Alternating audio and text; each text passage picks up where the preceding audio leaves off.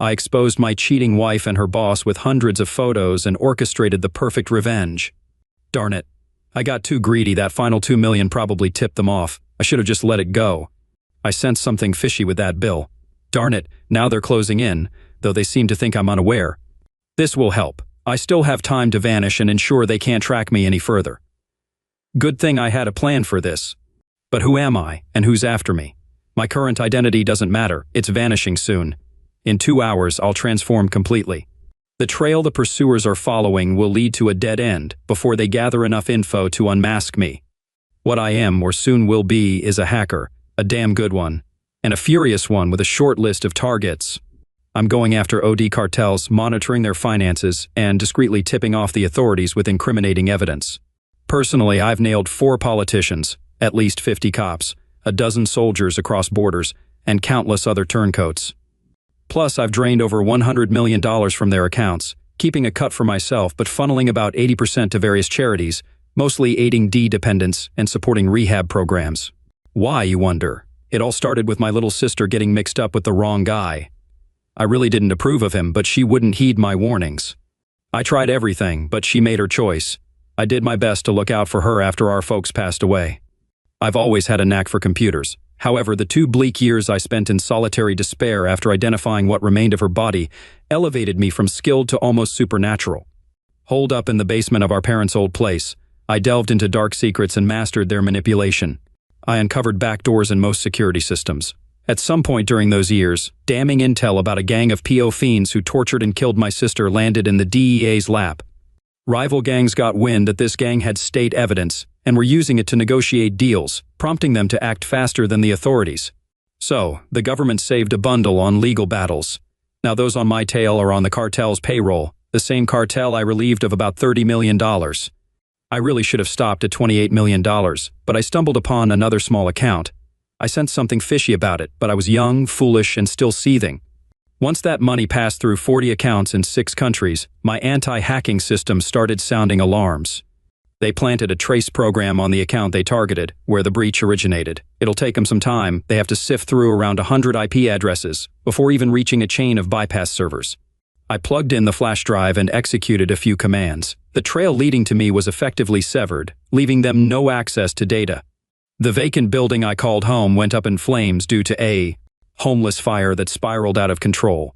The hard drives, memory cards, and all my personal documents went up in smoke in a desert fire.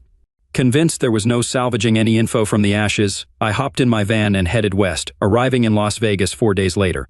"Sweetheart, I need your help. The computer's acting wonky again," I pleaded with my lovely wife, Linda. "Honestly, Mark, how can a 25-year-old guy be so clueless with computers?" she quipped, planting a quick kiss on my forehead. A few clicks and keystrokes later, I was back to checking emails. "Dinner's in half an hour." "Thanks, dear," I replied, watching her retreat to the kitchen. It's been years since Linda and I tied the knot, and I still can't believe my luck. After leaving my old life behind, I reinvented myself, working as a trucker at a local lumber mill with decent wages. Thanks to our trade union affiliation, I carefully withdrew a couple $100,000 from one of my offshore accounts and bought a cozy 3-bedroom house on an acre of land. I built a discreet structure next to the house for storage and set up a hidden room to revamp my computer system. It looked like a regular concrete floor, but underneath, it housed stairs leading underground. I made the decision to lay off chasing down dealers and cartels for a bit. I had enough cash tucked away in case of emergencies, and it seemed wise to vanish for a while and let things simmer down. However, I didn't want to lose my expertise, and I needed to stay current with new tech. The shop was for my hobby of restoring classic muscle cars. Since my wife had zero interest in that, she never stepped foot in my store. It also provided me with the solitude to go online and dabble a bit without her catching on. You might wonder why I keep this side of me hidden from her. Well, she knows me as a simple mechanic and truck driver with little computer knowledge. Obviously, when we first met and started dating, I couldn't just come clean about being a hacker known as Ghost in the cyber underground. Firstly, the feds were after me for several cybercrimes, eager to recruit me for their own purposes. Secondly, there were some dangerous criminal outfits gunning for me. If they caught wind of me, things would have turned ugly fast. How would our relationship fare after that? Need you even ask? After we tied the knot, I had a few more precautions to take. It was for her safety. If she remained oblivious, they couldn't exploit her for information. No, it's better that she only knows the man she married. Let me tell you a bit about my wife. First and foremost, she's the most gorgeous woman in the world to me. I often hear in stories how each woman is deemed the most beautiful, and I wonder how that can be. I won't sugarcoat it to you. She might just seem average in appearance, but to me, she's a goddess. It's all about differing perspectives and tastes. She stands at 5 feet 6 inches with wavy coppery bronze hair flowing down to her mid-back. Her emerald green eyes are captivating, and she's a size 34D with a small waist, flat tummy, slightly wider hips, and an incredibly attractive posterior measuring 40 inches. Her legs are long, slender, toned, and sun-kissed. She boasts a slender nose, high cheekbones, dimples when she smiles, full kissable lips, and a modest chin that's not overly prominent. So how did we meet? I was on duty at the sawmill one afternoon when she walked in. She needed a couple of boards for shelving in her new apartment. As we selected her order, she mentioned her lack of proficiency with tools. Seizing the opportunity, I offered to swing by after work to set up the shelves. My only request? She'd buy the beer, and I'd accept dinner as payment the next evening. From there, dinner transitioned into dancing. Sorry to disappoint, but there's no scandalous lovemaking tale here. Our date concluded with a simple chaste kiss on the cheek. Truth be told, I was rather apprehensive around women. Allow me to explain. When I pilfered all that money from the cartel, I was a scrawny 19-year-old, weighing in at 110 lbs, a complete computer nerd. My romantic encounters up to that point were non-existent. Since relocating to Las Vegas, I've only had 3 encounters with courtesans. The first was underwhelming, she seemed robotic. The second, at a brothel in Pahrump, at least pretended to care. The third, also in Pahrump, was more instructional.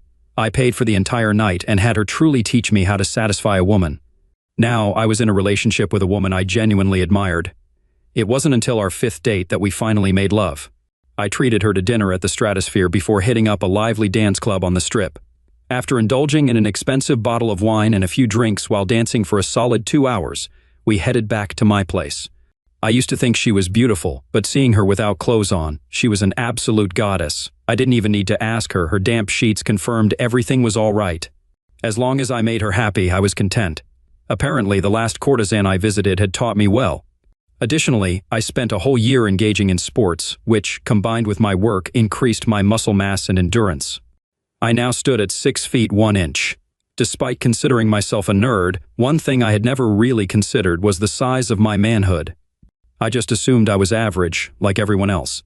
Of course, the courtesans raved about my size, but they had to, right?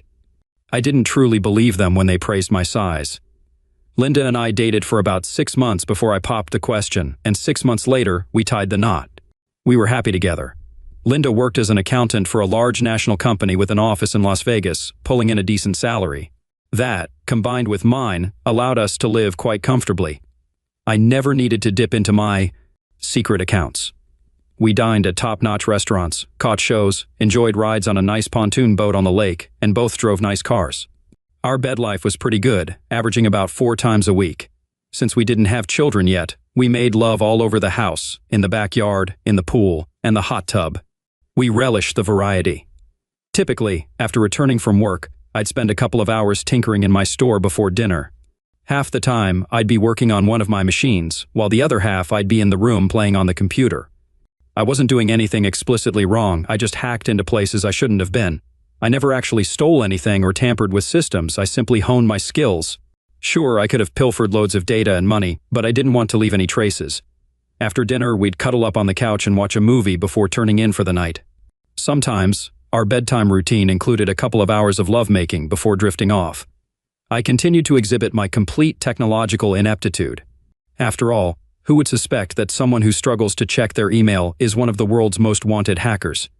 Throughout all this time, I was hacking into the computer systems of banks, governments, and major corporations. I also reconfigured the legion of personal computer bots I once possessed. I concealed my whereabouts by launching my hacks from foreign servers, sometimes multiple servers simultaneously. About 6 months ago, I noticed Linda becoming a bit more tense. It didn't seem like a major issue at the time, though our frequency of lovemaking dropped from about 4 times a week to 2. She began working longer hours and seemed exhausted when she came home. Most nights she'd head straight to the shower, eat dinner, then hit the hay. When I inquired, she mentioned something about a hefty bill they were trying to settle. It sounded plausible enough. Occasionally, she'd ring me up from her office on a Friday, letting me know she'd be hitting happy hour with some CO workers post-work. She'd done this enough times for me not to fret. After about 6 months, I inquired about the duration of these outings, figuring they'd either settle the bill or misplace it by then. Linda mentioned it would likely be another week or two before things settled down again. Feeling she deserved some TLC after her hard work, I surprised her with a full-day spa package for that Saturday. She was over the moon when I presented it to her on Wednesday night. After expressing her gratitude, we found ourselves in bed, enjoying each other immensely. Saturday rolled around, and she departed for her spa day at 9 a.m. With a quick kiss goodbye, she headed out, not returning until 4 in the afternoon. I grabbed my coffee and headed to the shop to wrap up the engine I had on the bench. After about an hour's work, I took a break and made my way to the computer room. Up to that point, I intentionally refrained from hacking into Linda's company systems. It was a principle I staunchly upheld, kind of like not fouling your own nest. I was resolute about this. I never meddled with the company I worked for, nor would I with the one she worked for. After logging in and checking my security programs, I started to ponder the nature of this significant account. Perhaps it was worth investigating further, maybe even accessing their servers to see what they held. Their security was laughably easy to bypass. I was in within minutes. My first destination? Linda's computer. Since she was working on the project, I figured I could glean some insights from there. Odd. There was nothing particularly noteworthy about the new major clients. I ran a few searches using keywords like offer, new client, quote, and related terms, but found nothing. I then delved into her folders. That's when I stumbled upon a locked folder labeled Photos for James. Why did Linda have a folder of photos for that little weasel? Yes, I knew who James was. I'd met him several times at corporate events I attended with Linda. Despite her belief that he was quite adept with computers, I didn't particularly care for him. It took mere seconds to unlock the folder. To say I was shocked would be an understatement. Inside were dozens of photographs of Linda without clothes in her office, some depicting her engaged in carnal acts with another man in various positions. What struck me the hardest was the inclusion of photos of carnal activity she had consistently denied me. I sat there, staring blankly at the images.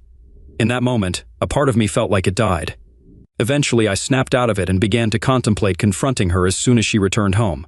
Divorcing this deceitful woman was inevitable. I still had a few hours before her return, so I pressed on with my search for more clues. I suspected this all began about 6 months ago, when I first noticed a change in her behavior. Upon delving into her email, I was met with an even greater shock. Several email exchanges revealed that her affair with this other person was far more long-term than I had initially thought. Apparently, they had been involved for about a year before she even met me. If that's the case, why did she start a relationship with me in the first place? What's really going on here? Another email mentioned accounting discrepancies with some major clients as well as their own company, along with something about an offshore account. I switched over to James's computer. There, too, were photographs of Linda, some depicting her in what seemed to be a motel room and in another man's bedroom. Realizing I needed more time for this, I decided to make copies of both his and Linda's computers, as well as their folders on the company network, onto a spare drive on my server. Out of habit, I checked the personnel folder on the server and paused. When I noticed my name on one of the folders. Before disconnecting from the network, I discreetly installed spyware on both computers and the server, ensuring that all their activities would be redirected to my system. Needless to say, work on my cars took a backseat for a while. When Linda returned from her spa day, she expressed her gratitude with a night of passionate lovemaking. Yes, I was disgusted by her actions, but I'm only human. I couldn't pass up the opportunity for incredible closeness with such a beautiful, enthusiastic, and energetic woman. She could be the devil incarnate, and I'd still seize the chance. In my eyes, she was exactly that. Come Sunday, I returned to my shop. Linda was still asleep, so I took the opportunity to access her phone and install spyware on it. This way, text messages would be discreetly copied to my computer system, and all phone calls would be monitored and digitally recorded on a separate hard drive. I'd also be able to track her online activities. Linda left around 10 a.m., mentioning she was meeting a friend for a shopping trip. Since she had disabled the Find My Friends app on her phone, I resorted to hacking into her car's internal GPS to track her movements. Surprisingly, she indeed went to the mall. Once I confirmed she wouldn't be back soon, I seized the opportunity to take her laptop. My first task was to duplicate all its contents onto another hard drive. Subsequently, I installed a keylogger program and configured the camera for remote access. Aware that I didn't have much time before returning the laptop to its original place, I quickly skimmed through her browser history. It was then that I stumbled upon a second email address. I also noticed multiple visits to a bank in the Cayman Islands. That would require further investigation later. I wiped off some grease and oil from my hands and face to create the illusion of having worked on the car when I heard Linda return home. Then it was the usual routine: shower, dinner, a movie, and off to bed. For a week, I meticulously upheld the facade of an oblivious, caring husband. Each evening, I'd head to the shop, ostensibly to tinker with one of my cars for a couple of hours. In reality, I was sifting through heaps of data I had gathered. Then, on a Tuesday evening, I stumbled upon an exchange between Linda and James that piqued my interest. James cautioned her about deleting the browsing history on my laptop after using it. Why did she need my laptop? Sure, I had configured my laptop to connect to servers right after purchasing it, but the notion of spying on myself had never crossed my mind. The following evening, while reviewing the day's updates from their work computers, I noticed another data stream incoming. Instantly recognizing it as from my personal laptop, I prioritized it over everything else. As I delved into this new stream, it became evident that money transfers were occurring. I activated the laptop camera and redirected the feed to another screen. Linda was working on my computer, Bluetooth earpiece in place. The microphone captured her voice during a phone call. Using a third screen, I initiated a live feed of her conversation. I watched and listened as Linda, under James's guidance, transferred around $50,000 from a fabricated account at their company to a bank in the Cayman Islands, and all this was orchestrated through my computer. After completing the task, she wiped the day's history and logged out. What's really happening here? I hadn't yet had a chance to inspect my personnel file from their HR folder. To compound matters, I discovered I had been appointed as a computer security consultant, unbeknownst to me, of course. James, as the head of their IT department, apparently made the hiring decisions. Furthermore, I found several payments for my services, all funneled into the Cayman Islands account. It was clear I was unwittingly roped into a scheme where Linda and James utilized my computer and IP address to transfer large sums of money from a fictitious account at their company to an offshore bank. Additionally, I learned of Linda and James's affair even before meeting Linda.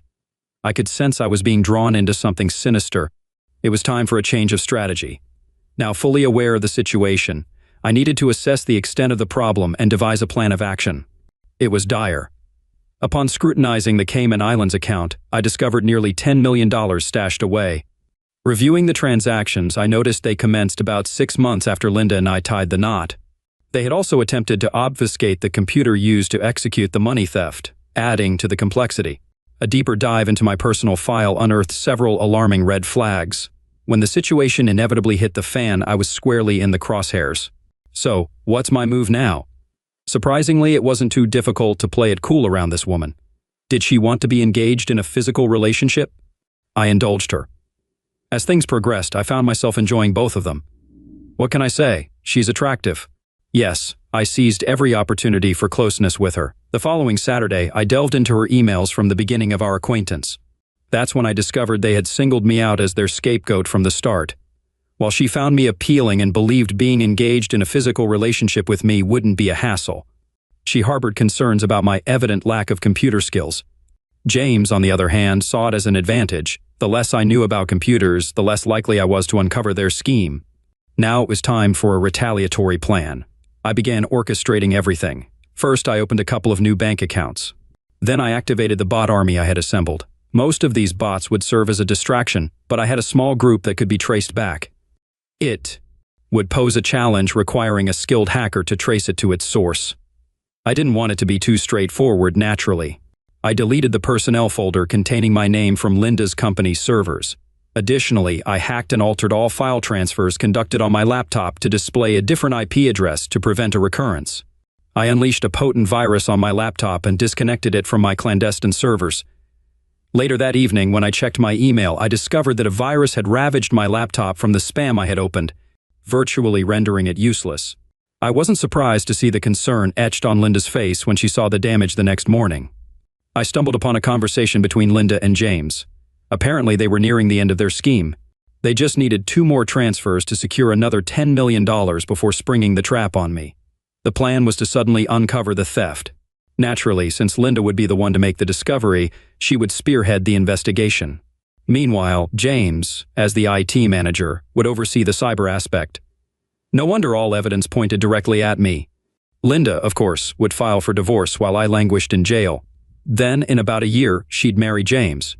Sure, there might be some suspicion regarding Linda's possible involvement, but she would deflect by citing her investigation and her belief that I had been concealing my computer knowledge from her. Moreover, it would appear evident that she was a sufferer, as I had specifically targeted her and exploited her to gain access to the company's computer systems. They chuckled at the idea of me fielding questions about the missing money when I was clueless about what the police were talking about. Linda offered to purchase me a replacement laptop, suggesting they could finalize the last transfers within the next 3 weeks. Now I had a clear deadline. Come Monday, I informed my boss that I needed a week off for personal matters, which wasn't an issue given my surplus of free time. I scoured the internet to locate the toughest, most ruthless divorce attorney in town and scheduled an appointment for the following day. While they believed they had a 3-week window, they'd be fortunate to make it to 2. Upon returning home, I powered up the computer and got down to business. I accessed James's home computer. For an IT expert, you'd think he'd be savvy enough to power it down when not in use, but no such luck. He merely turned off the monitor. I routed his computer through a server in Belarus, though ultimately the connection would be obliterated. His computer would be a dead end for anyone attempting to trace it. The cartel I infiltrated 5 years ago had at least taught me a thing or two about security. Despite changing their accounts and passwords, they still utilized the same banks. Updated passwords are only effective if you don't store them on personal computers, which are vulnerable to phishing attacks embedded in email links promising products any multi-millionaire would desire. This was just the preliminary phase. I'd deal with James after I finished with Linda. James wouldn't survive this, and I still needed him to bring Linda down. As per my routine, I headed to my shop to tinker with my car. Meanwhile, she dashed off to Walmart to procure a new laptop for me. During her absence, I laid the groundwork for the scheme. It was crucial for her to be present at home when using the computer. If she could prove she wasn't home, she'd have an alibi. I couldn't allow that. Upon her return, she messaged me that she'd purchased the laptop and estimated it would take about an hour to set it up for me. I expressed my gratitude and got to work. Initially, I severed all connections with James. Despite my disdain for her, I still didn't want her to suffer. James would likely face torture and death, while Linda might only end up in prison for decades. Who knows? I established a separate server route to Linda's laptop, providing a direct link to her work computer and then to the company servers. $20 million was funneled from the company into 4 accounts under her name. Travel arrangements were finalized, securing a one-way ticket for her to the Cayman Islands on Thursday morning. Before she left her computer, I purged James from her contacts, deleted all emails with him, and wiped the account's history clean. Subsequently, I removed all my spyware, taking a calculated risk that she wouldn't have enough time to react. Too bad. Next, I terminated and erased the connection with her laptop. After completing these tasks, I remotely disabled the wireless router in the house. I possessed a separate, superior router in the store, unbeknownst to her. A message surfaced from the spyware I planted on her phone. Apparently, she had finished setting up the laptop for me when the internet suddenly vanished, just as she was about to execute another transfer on my computer. I couldn't help but laugh as they grappled with the issue. While they were preoccupied, I swiftly transferred all the stolen money into new accounts under Linda's name. Once the account was depleted, I promptly closed it. Lastly, I removed the spyware from Linda's phone to prevent any unwanted attention. Satisfied with my actions, I headed out for dinner. Tomorrow promised to be an eventful day, to say the least. Linda appeared visibly anxious, to put it mildly, upon my arrival. She informed me that my new computer was set up and ready, but the internet was down, preventing me from logging in or checking my email. Little did she know this posed minimal inconvenience for me. Throughout the evening, she remained preoccupied, engrossed in her phone during the entire movie. I sensed her growing disappointment, suspecting her attempts to access the account had failed. She also seemed to be messaging someone. As I retired to bed, a smile crept onto my face. There would be no closeness that night. The following morning, I left the house before Linda departed for work. Biding my time until my appointment with the lawyer, I couldn't help but wonder how Linda's day would unfold. Soon enough, I would have all the answers.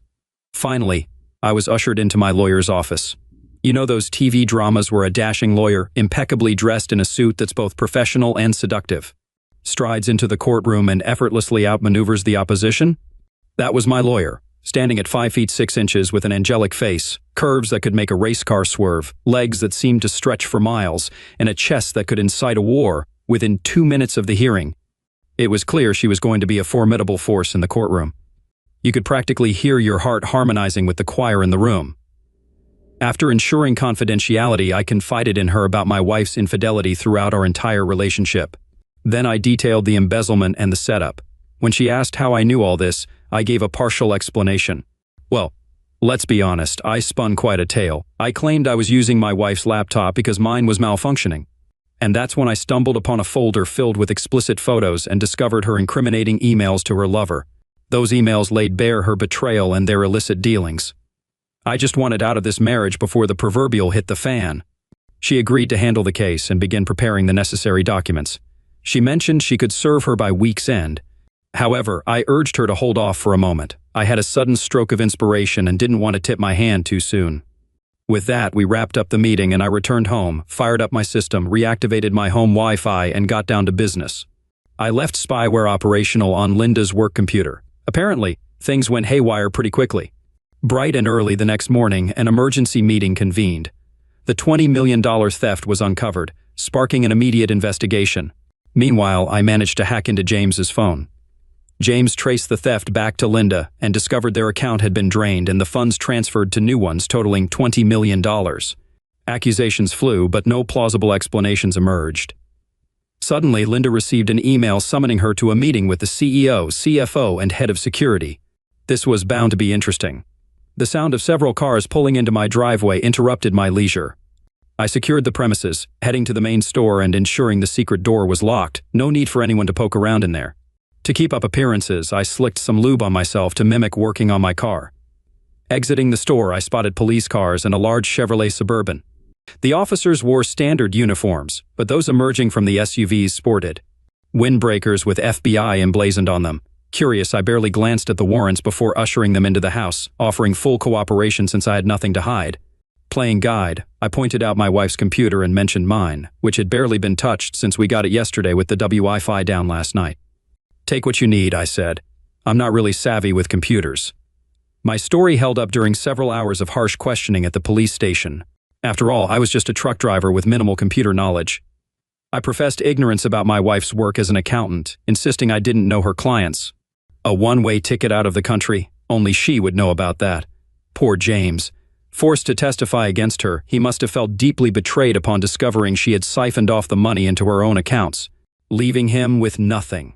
They soon realized I was clueless about the situation. Despite a thorough search of my store, they failed to uncover the entrance to the computer room.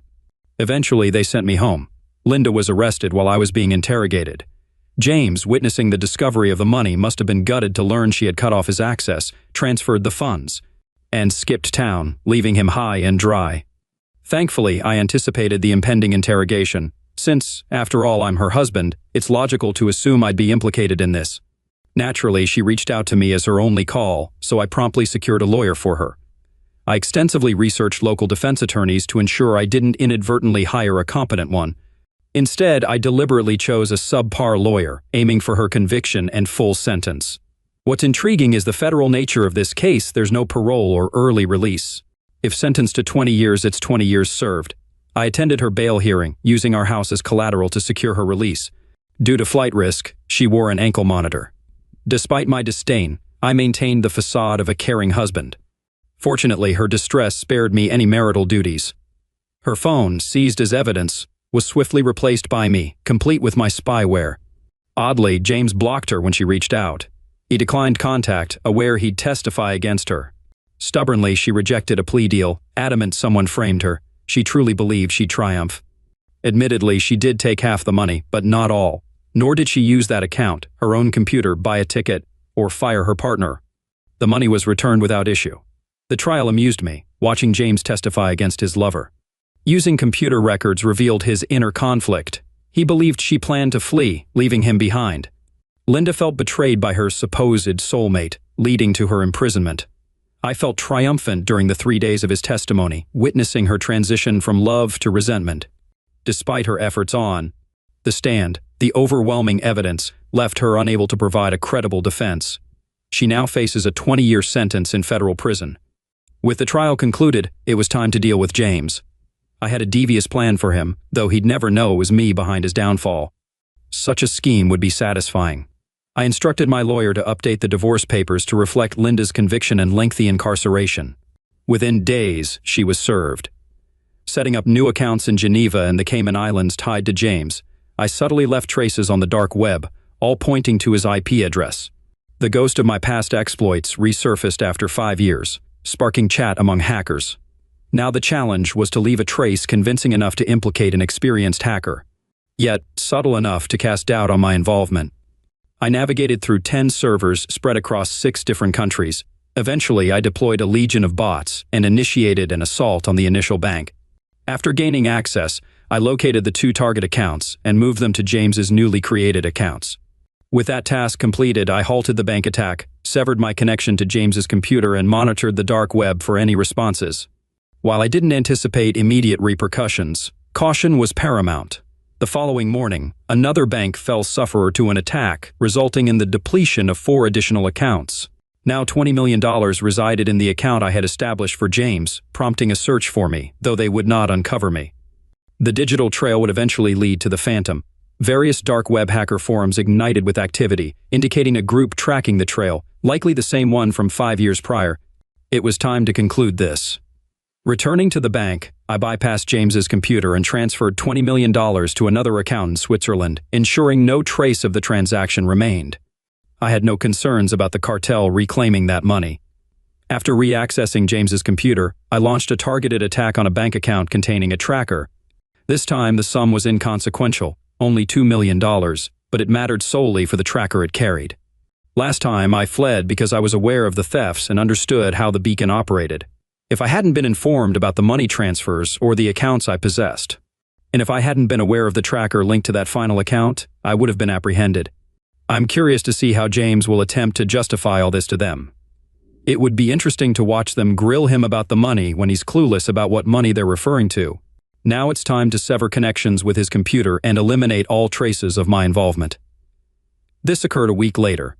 I cleared out my computer room and repurposed it as a storage area, while I was wrapping up paperwork for a property I had bought in Montana through an anonymous C corporation. A news report aired about a missing person. James hadn't reported to work for a couple of days, and his whereabouts were unknown. His vehicle was discovered abandoned in a shopping center parking lot, yet he remained elusive. I pondered where he could have gone, but I had to return to packing. "No!" I shouted as they used the cattle prod on me once more, trying to extract information.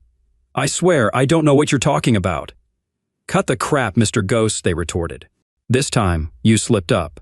The tracking software led us directly to your computer. We found all the data on it. We recovered $2 million from the recent hack, but we want to know where the remaining $20 million is, along with the $30 million from 5 years ago. Give us this information and we'll end your suffering swiftly. Keep lying, and it'll only get worse." However, I was clueless. They seized me as I was about to enter my car at the mall. I felt a sharp prick in my neck from a needle, then darkness enveloped me. Several hours later, I regained consciousness aboard a private jet, securely fastened to my seat. That's when the interrogation commenced. I had no clue what they were referring to. They repeatedly referred to me as Ghost and inquired about the money they claimed I had stolen. A few days prior, allegedly $20 million had vanished, along with another $30 million 5 years ago.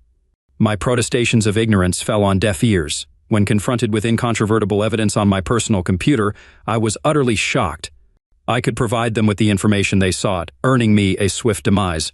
Alternatively, they would extend my remaining, albeit brief, lifespan into unrelenting torment. I sealed my fate when I realized I had no responses to offer them. At present, suspended undressed from the ceiling of a bunker buried deep within the jungles of Colombia, I endure unspeakable torment. My legs are forcibly spread, granting them access to my genitals with the aid of cattle prods. It's been 3 agonizing days. On the initial day, I endured beatings for my silence. The following day brought the lash of a whip. Today, it's the agonizing jolt of cattle prods against sensitive areas.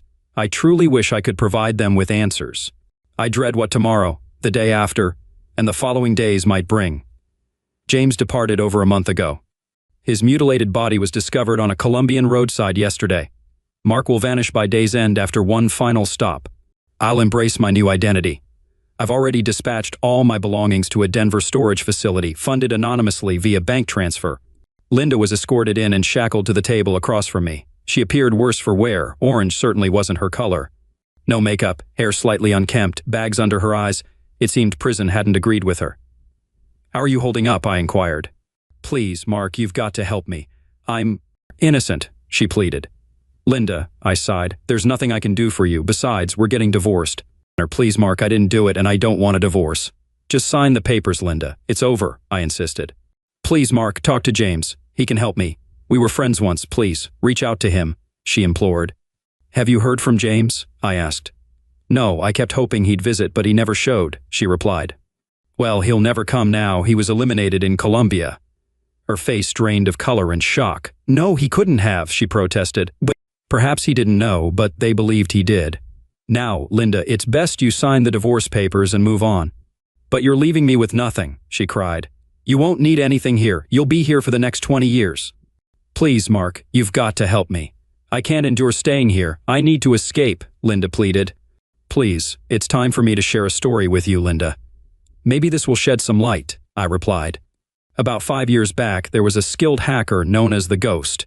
He earned this moniker for his expertise in covering his digital tracks like an elusive specter, infiltrating computer systems. The Ghost embarked on a personal mission to target cartels.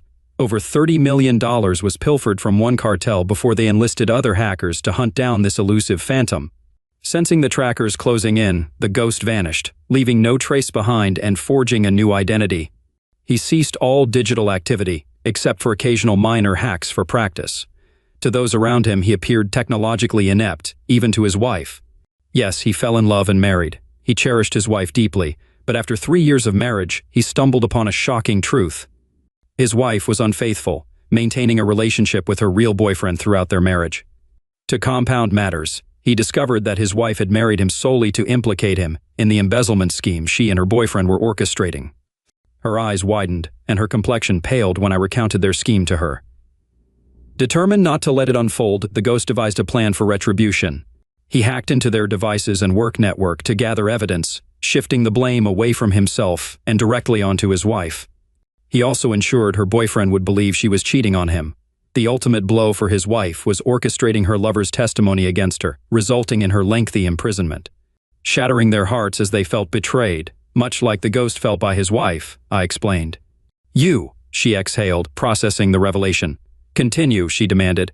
With his wife taken care of, it was time to pursue her lover. Since the cartel was still hunting the phantom, why not exact revenge and make them believe they finally captured their target? So, the Ghost utilized his wife's lover's computer to pilfer a large sum from the cartel. Unfortunately, the Ghost made a small error, leaving a trace back to the boyfriend. Consequently, the cartel traced the hack, leading to the boyfriend. Authorities suspect he endured torture for over a month before succumbing. Regrettably, he lacked the information the cartel sought. None of this is real or substantiated, but I thought this fictional account might help you cope. While I believe you are not entirely guilty, as the evidence suggests, you're far from innocent. Just sign the papers. Imagine the repercussions if someone discovers evidence portraying you as an informant." Her face flushed with rage. "You damn fool," she yelled, lunging towards me. The guards promptly restrained her, securing her to the table with short chains, preventing her from reaching me.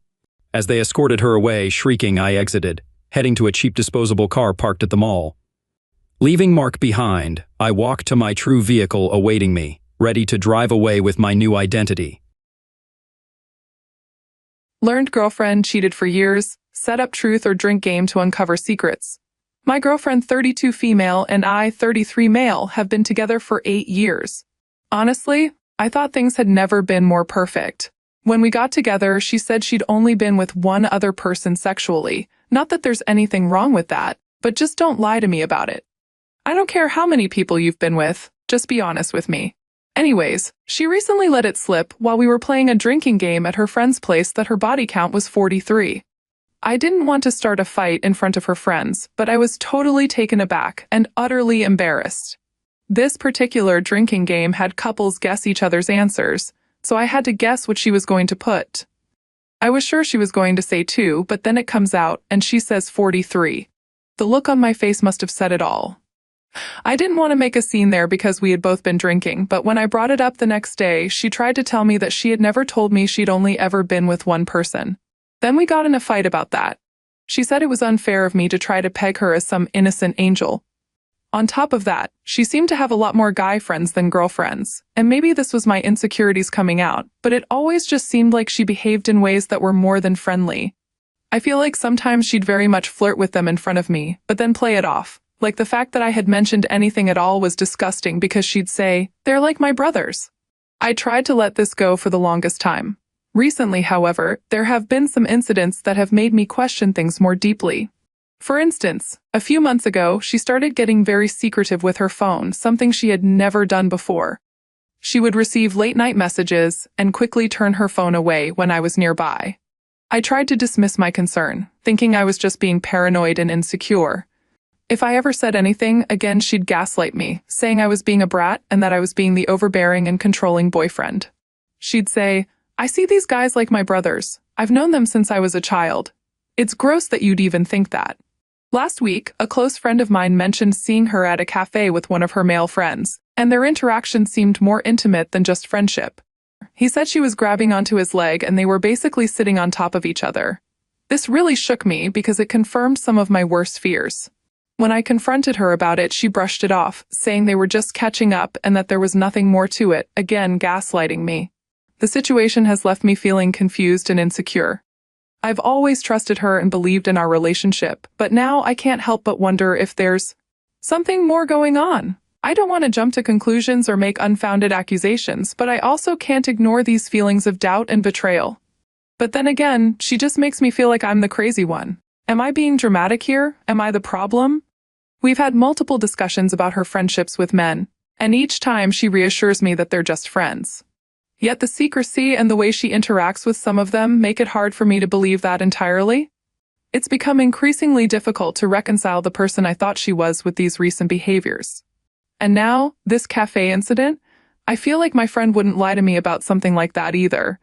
I trust him and his judgment. I'm at a crossroads, unsure of how to proceed. Do I keep trusting her and risk being hurt, or do I take a stand and demand more transparency and boundaries? The thought of losing her is painful. Yes, I know. Hard to believe at this point. But so is the thought of continuing a relationship where I can't shake the feeling of betrayal. I need to find a way to address these issues without pushing her away or damaging our relationship. Reddit, what do you think? Is she cheating on me? Am I the crazy one? Wow, that's quite the unexpected revelation during a drinking game. It must have been a real curveball for you, especially since you were so confident about the number. It sounds like you handled the situation with grace, considering the circumstances. It's understandable to feel blindsided and embarrassed, especially when your partner's disclosure catches you off guard in front of friends. And the ensuing argument about your own past is just adding more layers to the confusion. It seems like there's a lot going on here.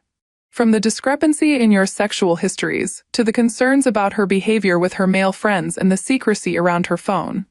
Trust is the cornerstone of any relationship, and it's natural to feel shaken when that trust is called into question. It's a tough situation, and there's no easy answer. From what you've described, there are certainly red flags that warrant further discussion and evaluation. Update 1. Hi, I'm back. A couple of months ago, I came here asking whether or not my girlfriend was cheating on me, and I'm just here to update you all.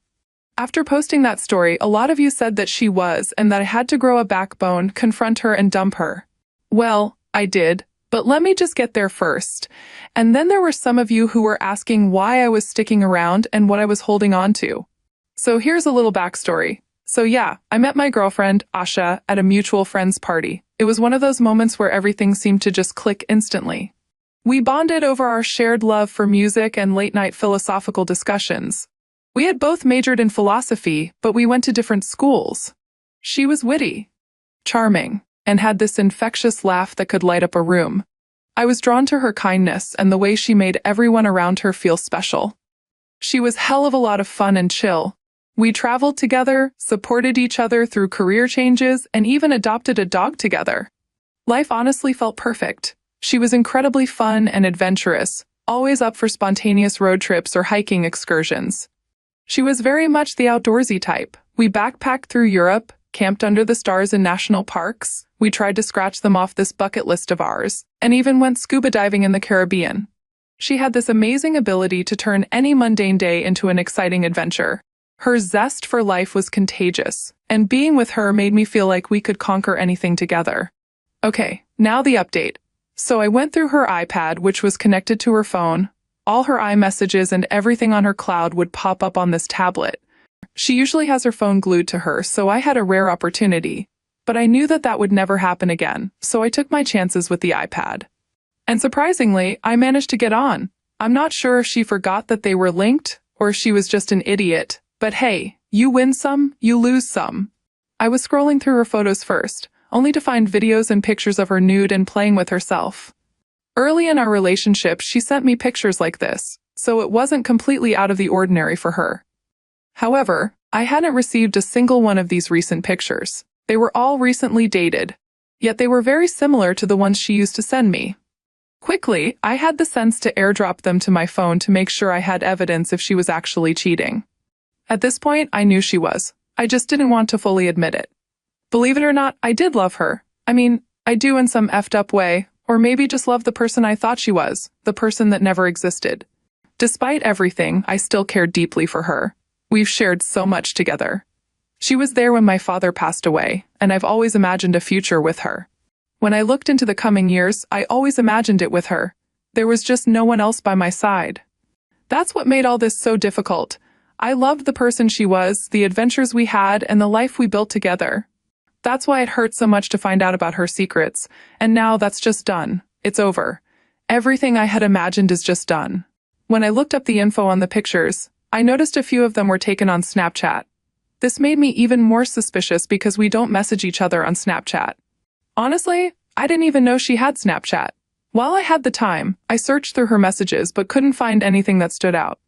But then I checked her Snapchat, and she had a bunch of guys on there that she had been recently messaging and some that she had a big streak going with. All these names looked familiar, so I knew she was in daily communication with these guys. I opened up the conversations, and there were saved videos back and forth, saved messages going into detail about what they did and what they planned to do, and how good things went, and blah, blah, blah. I took screenshots of all the questionable messages of the people she's been snapping. I didn't even care if it notified them, F them. After diving through everything, I put it back and decided what I should do. I wanted to call her up right then and there, and leave. I wanted to pack up her crap and throw it out the door onto the front lawn. But after thinking it through, I decided not to bring it up while there was a chance that I might do something I regret. I have to really practice some self-control. I wanted to get my revenge, and I have to make it good. I'll be back with an update as soon as I figure out what to do. Don't you worry. First off, let me say you deserve a gold medal for your iPad sleuthing skills. Who knew a simple brain glitch could lead to such a jaw-dropping discovery? I got to hand it to you, though. Despite the shock of finding those, revealing photos, you managed to keep your cool for the most part. I admire your thirst for revenge, Oppie. I can't wait to see what twists and turns await in the next installment of Life with Asha. Update 2. Hi everyone, I'm back with another update. After my last post, I took some time to really think about how to handle the situation. I was torn between confronting her calmly or doing something more drastic. Ultimately, I decided that the best way to address this was to expose her lies in front of the people she had been deceiving, including the guys she had been cheating with and all of her friends. In the midst of trying to act like everything was all good between us, I convinced her that we should host a games night at our place with a bunch of our friends, including some of the new guys she was messaging on Snapchat, whom she claimed were nothing but brothers. It seemed like the perfect opportunity to reveal everything. I figured it would be a dramatic but fitting end to this mess. I spent the week leading up to the games night preparing. I printed out screenshots of her messages and saved videos, organizing them into a folder on my laptop. I also backed up everything on a USB drive just in case. I wanted to make sure I had all the evidence ready for when the time came. On the day of the games night, I tried to act as normal as possible. I didn't want to raise any suspicions. I helped Asha set up snacks and drinks, and we arranged the living room for our guests. As everyone started arriving, I could feel my heart racing, but I knew I had to keep it together. Honestly, I was stoked. The night started off pretty well. We were playing some board games, and everyone was laughing and having a good time. I saw her flirting with the guy she had been messaging and smiled, knowing what was coming next. I waited until everyone was settled and fully engaged before I made my move. I stood up and said, "Hey guys, can I have your attention for a minute? I have something important to share." Everyone looked at me, a bit confused, but they quieted down. Asha looked puzzled but didn't seem too concerned yet. I took a deep breath and continued, "For our next game, it's time to play Truth or Drink." I pulled out my laptop and connected it to the TV. I opened the folder with the evidence and started showing the screenshots and videos. The room went dead silent as everyone processed what they were seeing. Asha's face turned pale as she tried to grab the laptop, but I moved it away. "These are messages and videos Asha has been sending to other guys, some of whom are in this very room," I said, looking directly at a few of her closest male friends. "I think you all deserve to know the truth." The room erupted into chaos. Some of the guys were in shock, others were furious. One of her friends, who had been a confidant of hers, looked completely betrayed. Asha tried to defend herself, shouting that I was invading her privacy and that this was a gross overreaction, but the evidence was undeniable. And it had smacked her right in the face. Asha broke down in tears, but I didn't feel any sympathy at that moment. I simply felt relieved that the truth was finally out. After the initial shock wore off, people started leaving, clearly uncomfortable with the situation. Some of them expressed their support for me, while others just left in silence. Asha and I were left alone in the apartment. She tried to talk to me, to explain herself, but I couldn't listen anymore. I was totally done. I told her to pack her things and leave. In the days that followed, she confessed to cheating on me throughout our whole relationship. She'd been talking to some of these guys even before our time. She admitted to being a serial cheater. I blocked her on all social media and changed the locks on the house. It's been a difficult time, but I'm starting to feel like I can move on. The support from our mutual friends has been helpful, and I'm focusing on rebuilding my life without her and looking ahead with some optimism. Apparently, a lot of our mutual friends have turned their backs on her. The guys who had been cozying up to her have dropped her like a sack of potatoes. Apparently, they all thought they were the only ones, aside from me, of course. They each thought they were the special one that was causing her to falter in her relationship, the apple of her eye. Not only that, but I heard from a friend that her professional life also suffered. Rumors of her infidelity and unethical behavior spread like wildfire throughout her office. I guess there were some wives and partners calling in and causing a lot of drama with the men at work there because of their activity with Asha. I guess she was pretty busy canoodling with the men in the office too. Her credibility and integrity came into question, jeopardizing her career prospects and opportunities for advancement. I heard she's on a leave of absence right now. To anyone going through something similar, trust your instincts and don't be afraid to stand up for yourself. It's hard, but you deserve honesty and respect in a relationship, always. Thanks to everyone here who gave me advice and support, it really helped me get through this. Hopefully, you don't hear from me ever again. Over and out. You played your cards right, OP, and boy did Asha get dealt a bad hand. I guess Truth or Drink took on a whole new level of intensity, huh? I can imagine Asha's face turning whiter than a ghost when you started pulling out those receipts. But hey, at least she confessed to being a serial cheater. Looks like she forgot to subscribe to the loyalty and honesty package. It's a shame her little game of cat and mouse ended up with her losing not only her relationship, but also her credibility and professional standing. And those guys she was cozying up to. Talk about a rude awakening. They probably thought they were starring in their own romantic comedy with Asha, only to find out they were just extras in her twisted game. Guess they learned the hard way that there's no such thing as being the only one in Asha's playbook. As for her career, let's just say her reputation took a nosedive faster than a lead balloon. Leave of absence or leave of avoidance? Looks like she'll have plenty of time to contemplate her life choices while she's on the bench. But hey, kudos to you, OP, for taking charge and showing Asha that cheaters never prosper. Here's to hoping you never have to deal with her drama again. Over and out, indeed. What do you make of this? Share your thoughts with us in the comments below. And thank you for joining us today. The most painful thing was watching my wife prepare for an evening with her boss, Mark Diamond. She wore desirable clothes and spent a lot of time on makeup and hair, and put on a dress and high heels I'd never seen. I felt betrayed, jealous, and angry. She did all this for Mark, not me, while I worked hard to provide for our family. It was confusing. Our bed life was great, and Jessica was always attentive and open. After 20 years of marriage, I trusted her, except for that one night a month ago at her company's dinner when Mark paid too much attention to her. There was a smirk when he looked at me after dancing with my wife, giving me a hint. For some reason, a bad feeling bothered me, and it got worse when I told Jessica the next day. Her defense of Mark confirmed my suspicions. Late meetings and missed lunches suddenly became a red flag that I needed to address immediately. The more I thought, the angrier I became. Jessica is Mark's personal assistant, and Mark is the managing partner of a prestigious law firm. He loves flaunting his success with expensive cars, jewelry, and his young trophy wife, Stella. She was a 30-year-old, extremely desirable girl he exchanged for his ex-wife of 20 years. Mark likes making jokes at other people's expense, and I remember him making fun of my work on one of our walks. I sell screws and fasteners to large retail stores. It's not a glamorous job, but I made over $200,000 a year, providing a good living for my family. I gave Jessica everything she wanted and paid for our daughter Sarah's college education. She was now in her second year. We live in a pleasant community with good friends and a comfortable lifestyle.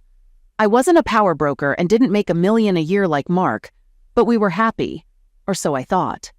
The night he ridiculed my work in front of my wife and others stirred my anger. It wasn't just his arrogance that bothered me, but also the fact that my wife defended him after he humiliated me. Regarding the question about my work at Home Depot, he asked, "So, Johnny, how's it going with the nuts and bolts? It must be fun working at Home Depot every day." Upon witnessing Jessica's laughter, my blood boiled, prompting my silent departure. To her credit, Jessica approached me and inquired about the issue. Upon explaining, she attempted to downplay it. She remarked, "Oh, baby, he's just kidding. He loves to have fun. You shouldn't take everything so personally. Come with me. He's a really good guy." Against my better judgment, I stayed at dinner. Looking back, I realize I should have seen the signs, but now I may have missed some red flags. I'm not a fool, and I wouldn't sit quietly. I can understand why people are attracted to Mark. He's the alpha, the big, strong, good-looking man, the wealthy partner everyone wants to be around. Jessica was his closest ally at the firm. Everything was going well, despite his younger, handsome wife. For Mark, he wanted it all, including someone else's wife. Over the next week, I acted quickly to find out if I was crazy or if my intuition was correct. After 6 audio recording devices and 5 video cameras arrived, I began to implement my plan. The first camera went in the smoke detector in our bedroom. The next 2 captured different angles of the bedroom. The rest went in the master bathroom and living room. All cameras had live streaming and up to 8K recording, connecting wirelessly to a computer in the attic, controlled remotely via a phone app. The audio devices were unique, one in a pen next to the kitchen phone and the other discreetly in her car. Standard recording devices went in her 3 favorite purses and one behind our bed. With this setup, I should capture at least 90% of her conversations and activities in the house. I felt a sense of foreboding about the upcoming week as I prepared for a business trip. Jessica, as usual, showered me with love and made our time in bed unforgettable. Whenever I went on a trip, she would begin with lots of kisses and sweet talk, expressing her love and desire for me. Her closeness and love were something I cherished, and she never disappointed. She expressed, "I love you so much, and I love making love to you, honey." With tears in her eyes, she looked at me with a smile and said, "I love you too, baby. You are amazing, and I will love you forever." It was an incredible night, and I felt so close and in love with this woman that I was convinced she couldn't be unfaithful. I almost abandoned my plan to spy on her, but thankfully, I left everything as it was and embarked on my 2-night trip this week. I wanted to give her enough time in case something happened. We kissed goodbye, and by 6:00 p.m., I was on my way for the 3-hour drive to the hotel. The trip gave me time to reflect on the last 6 months of trying to find something else to do. Apart from 2 incidents with her boss, that smirk, and his attempt to humiliate me, nothing changed. I smiled when I realized I was being foolish and paranoid. When I finally arrived at the hotel, I checked into my room, turned on my laptop, and relaxed on the king-size bed. It took a few minutes, and I checked my email for any work messages. Then I clicked on the link to the server in my attic to view the last 3 hours.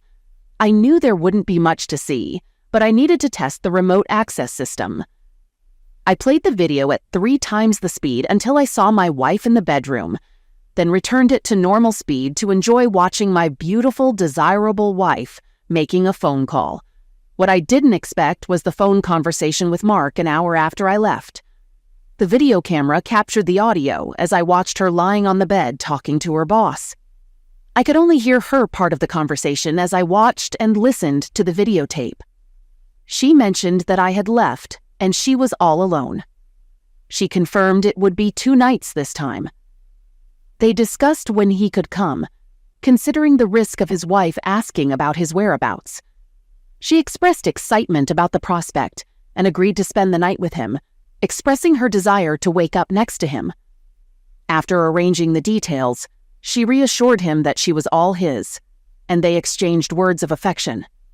As I sat there in shock, I couldn't comprehend how we had just made passionate love, and now, an hour later, she was inviting him to spend the night. It left me questioning who this woman truly was. How could she profess love to me and betray me moments later? The unsettling question lingered. Is he coming tonight? For the next hour, I watched my loving wife prepare to meet her lover. Watching her shower, put on desirable lingerie, high heels, and makeup after spending 30 minutes fixing her hair was both painful and erotic. I always knew she was a passionate being, but she never dressed like that for me. Anger and jealousy consumed me as I realized she was doing it all for Mark, not her faithful husband. It was hard to believe. The question of whether Mark would come over tonight was soon answered when the doorbell rang. I observed Mark walking into my house and sharing a deep kiss with Jessica in real time, as captured by the video camera. I took a close-up of their kiss, an image that caused me to vomit for the first time that night.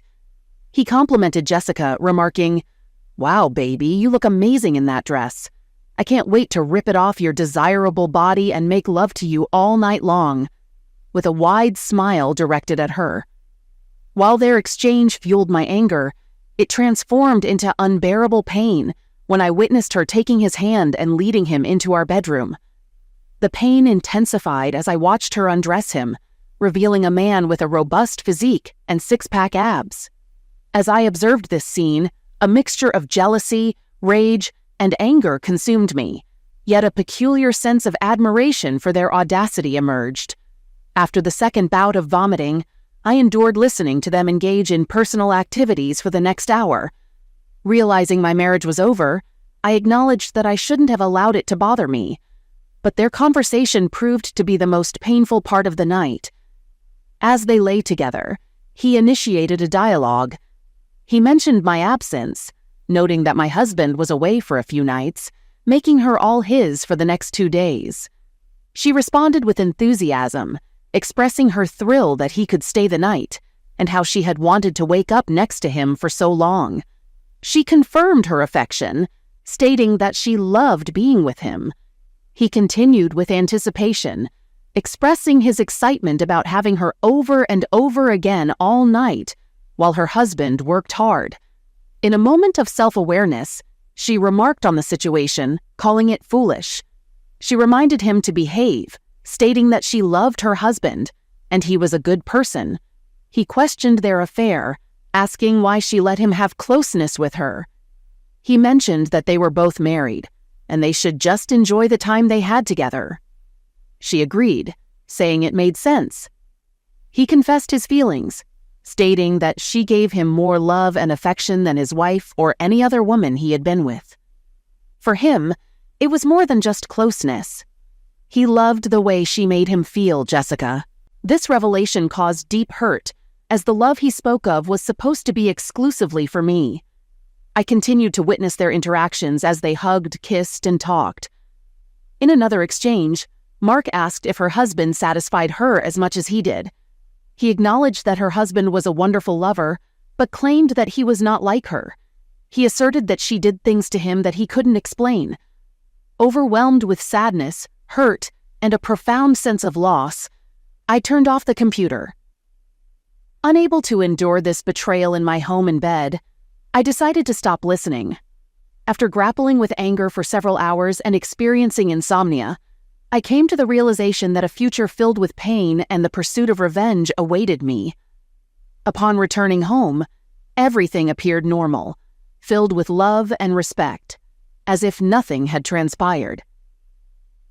Jessica greeted me with a big hug and lots of kisses, acting as though nothing had occurred during my absence.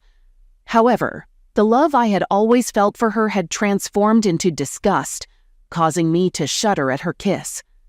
Despite my inner turmoil, I played the role of an actor convincingly, striving to appear as normal as possible. I gathered all the recordings and videos, creating copies in the cloud for backup, and crafted an encrypted file on my computer. Over the next 2 weeks, I ensured that every moment Jessica spent with me was purposeful. I kept her busy, deliberately preventing any opportunity for quickies or late-night encounters. She even inquired about my next trip, a clear indication that they desired my absence. One morning, while she was driving to work, I overheard their conversation. "When will your husband leave town again?" "I'm not sure, but I'll find out. It's got to happen soon, baby." Aware of their intentions, I strategically planned a one-night trip to ensure he would come while I was away. The plan started taking shape that same evening as I watched a movie on TV. My cheating wife asked, "Darling, when is your next trip?" Attempting to control my anger, I responded in a joking voice. "Honey, are you trying to get rid of me? Do you have a secret lover who comes when I'm not there?" She maintained her composure, showing no signs of guilt. "Do not be silly. I like it when you're home. I hope you don't have to leave, and I'm wondering if your travel has been cut back." "No, sorry, honey.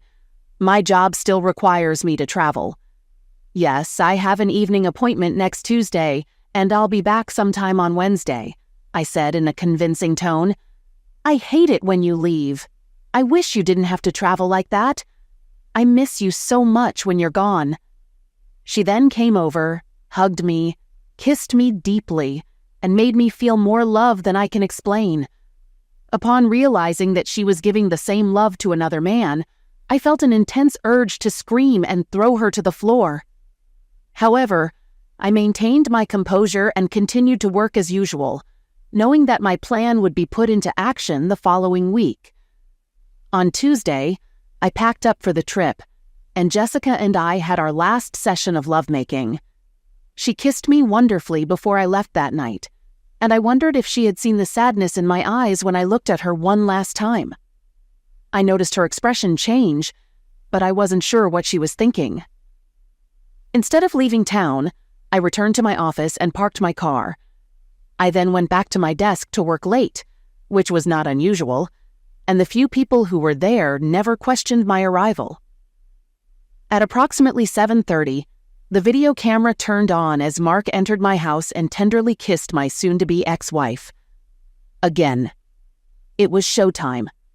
I used a phone app to turn off the video camera, stashed my cell phone in a drawer to avoid GPS tracking. Leaving the office quietly, I grabbed my folding electric bike from the car trunk. The electric motor allowed speeds up to 30 milliradii, covering 50 miles on a single charge. Wearing a black hoodie, I made sure no one noticed and silently biked the 12-mile journey back home. The idea behind the bike was stealth, enabling me to return home quietly and unnoticed. Within 20 minutes, I parked the bike behind the house, entered through the open backsliding door I left, and stood quietly to ensure I wasn't discovered. Listening for sounds from the bedroom, I confirmed they were occupied and my arrival wasn't known. I fetched a short-barreled rifle and an aluminum bat from the closet, placing the rifle outside the bedroom and holding the bat. Quietly opening the door to the candlelit room, their noise covered my approach. Without hesitation, I walked to the bed and delivered a strong blow to the side of his head. The dull thud of metal hitting flesh was overshadowed by the 250-pound man hitting the floor. Grabbing the rifle and turning on the light, Jessica realized what was happening. Looks like stunned and in shock, she screamed, "Oh God, no! Please, no! This can't be true! Why are you here? You should be away! Why are you with another man in my bed?" That's a better question. Now shut up and pay attention. The big man, semi-conscious, sat against the wall with blood dripping from a 6-inch wound caused by a metal bat. Watching him regain consciousness, I pointed the rifle at him. "Damn it, this hurts! Why did you do that, dude? Are you kidding?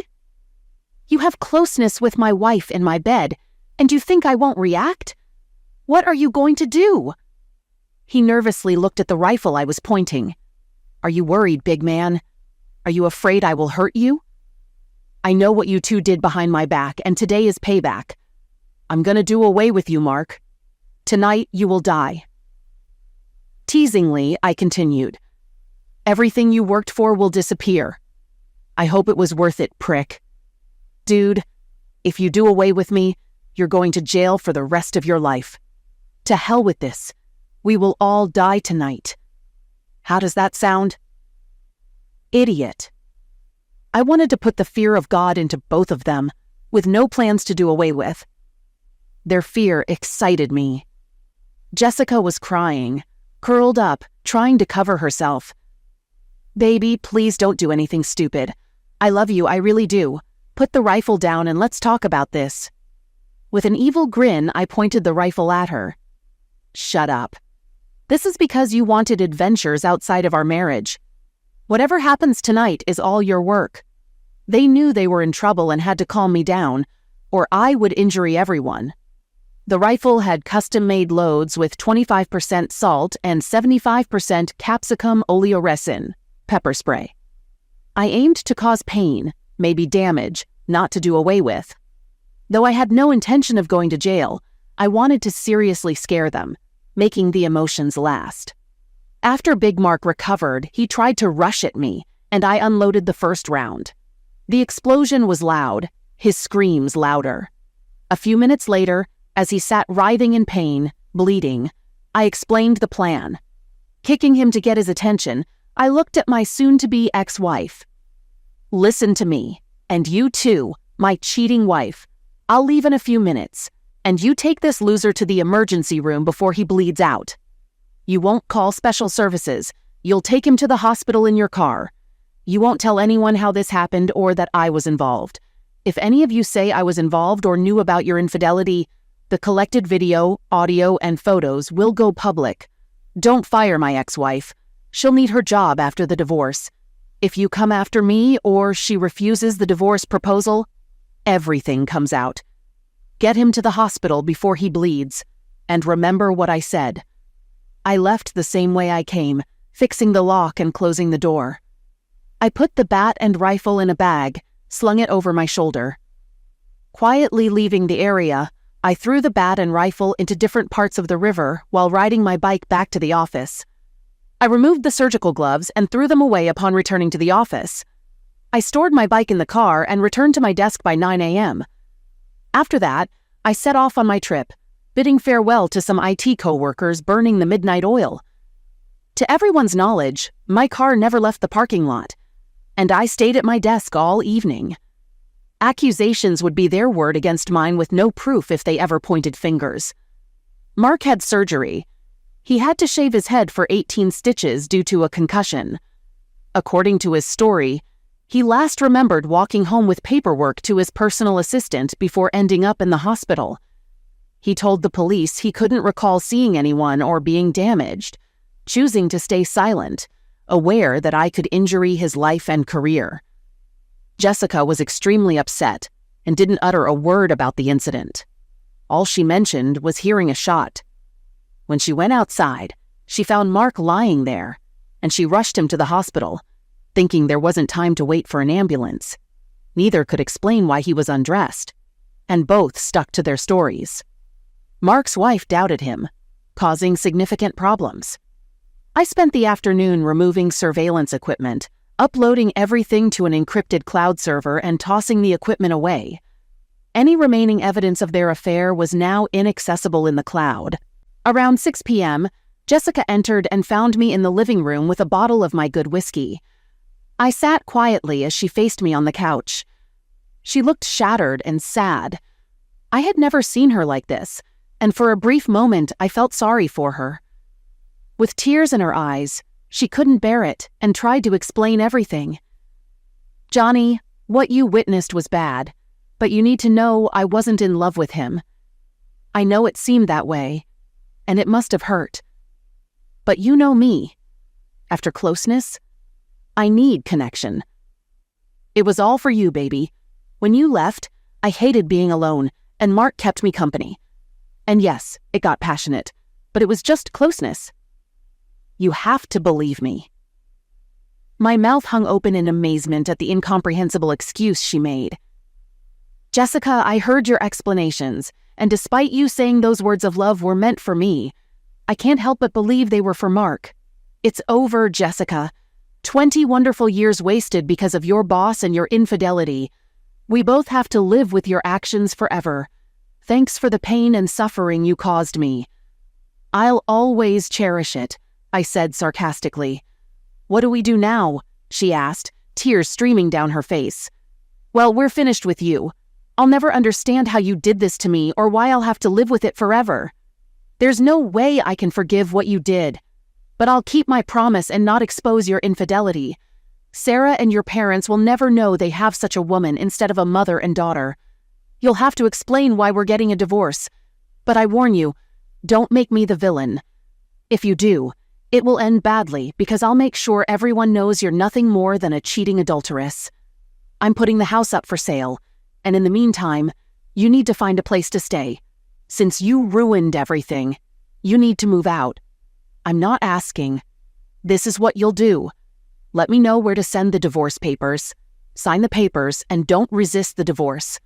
Otherwise, it will be painful for you and your boyfriend." Crying into her hands, she tried to speak. "He's not my boyfriend, and I don't love him.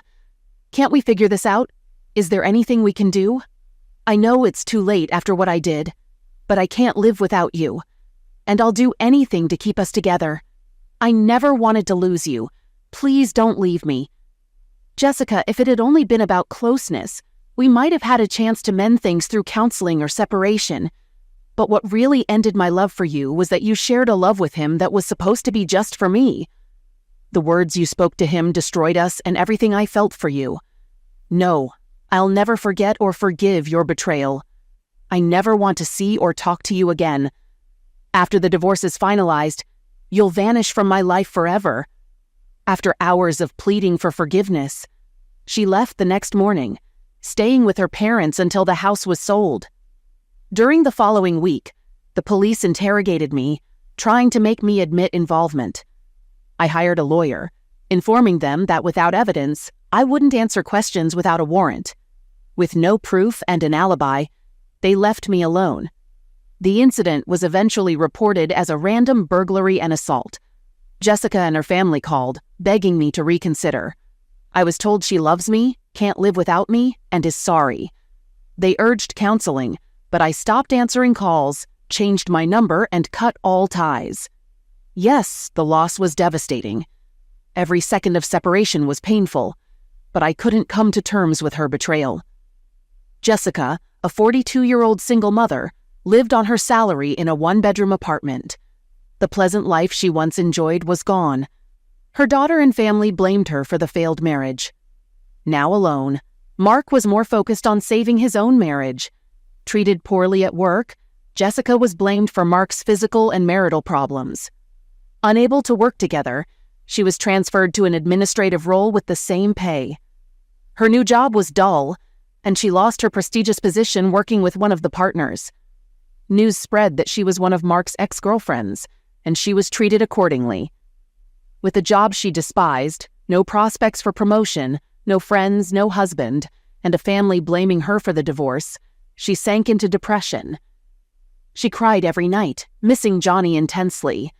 Her heart ached constantly, and thoughts of her actions haunted her. Sarah tried to help, but it seemed irreversible.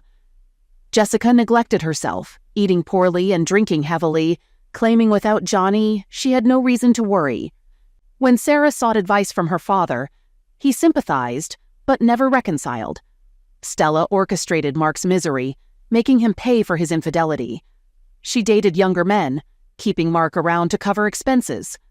Although they appeared together at events, they led separate lives. Mark would never have closeness again and would never find love for the rest of his life. He'd always remember when his life changed due to his desire for someone else's wife.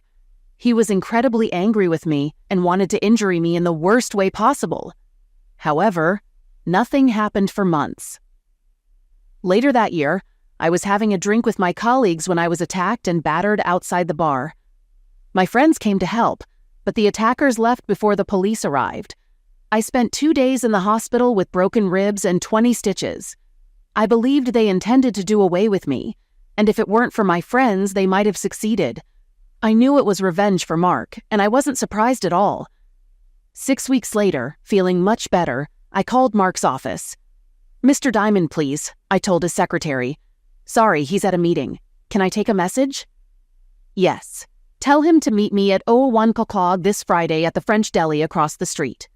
"I'm sorry, sir. I don't schedule appointments with Mr. Diamond. Just leave a message. Write it down. Friday, 01 p.m. French Deli. Be there alone, Johnny. Just give it to him and he'll understand what it means. Thank you." Seated at a table facing the door, I waited for Johnny. When he walked in alone, I motioned for him to sit. "What do you want?" he asked. Ignoring his outburst, I said, "Thank you for coming. Your people did a good job, but they didn't follow through because you ignored my warning. You forced me to act." Handing him a folded paper, I said, "Here's a link to a website created just for you. It operates from Syria with backup servers. It's untraceable. You're screwed. Check it out when you get back to your office." I omitted Jessica's face. "She shouldn't pay for your sins. After viewing the site, think about how your life will change." His anger grew. "You've already ruined my life. Just stop it or we'll vanish. That's why we're here. I want to end this. You took away the most precious thing in my life, my wife. You ruined our 20-year marriage and I can't let you go free. I risk being destroyed, but I'll avenge the thrashing your people gave me." "Okay, calm down. What do you want?" "2 things that are not subject to discussion. You will stop any retaliation against me or anyone I know, including Jessica. You will deposit $1 million into this account by the end of the day on Friday. If the funds are not in the account by 09 p.m. on Friday, I will take action. So this paltry amount I'm asking should be considered a gift. If I agree, how do I know that you still won't destroy me? I'm a man of my word. Trust me. I will say this.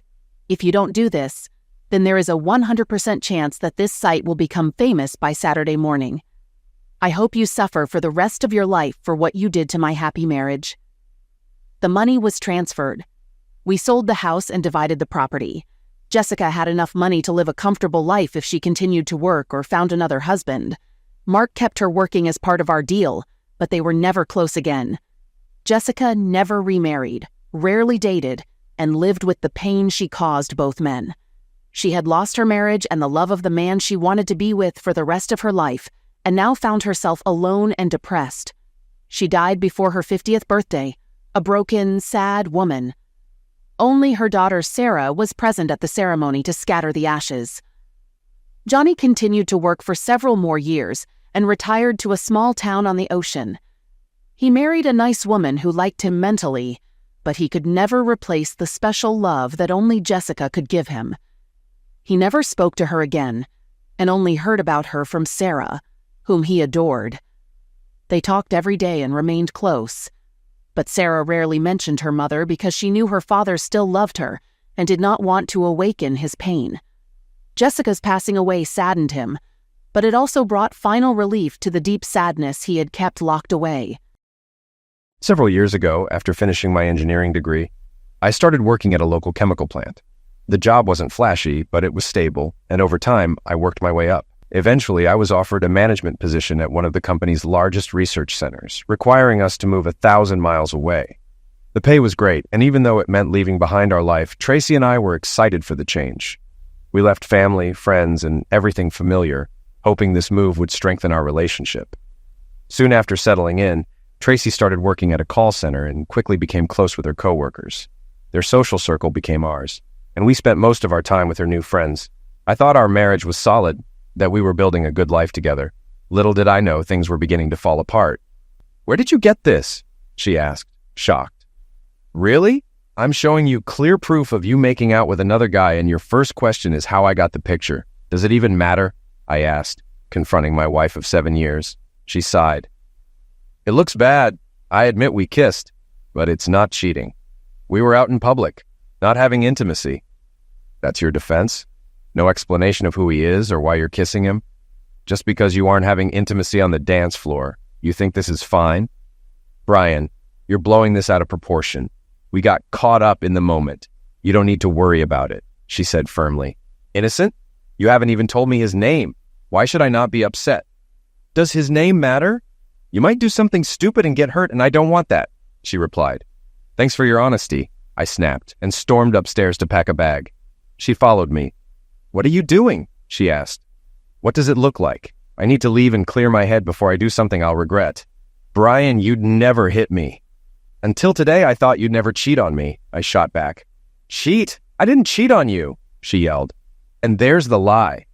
"But I didn't. Kissing isn't cheating." "Then what do you call this?" I handed her another picture from the same night. She stared at it, speechless. How did you? "Does it matter? You lied, and now it's over." She dropped the photos and began to cry, reaching for me. "Stay away from me, Tracy. I gave you a chance to come clean.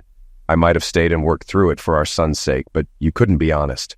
I'm taking my phone, and unless it's an emergency with Bobby, don't contact me." She nodded, and I walked out, furious and heartbroken. That Friday night, I checked into a motel to figure out my next steps. Divorce seemed like the right move, but it would mean Bobby growing up in a broken home, and I'd be paying child support and alimony, essentially funding her affair.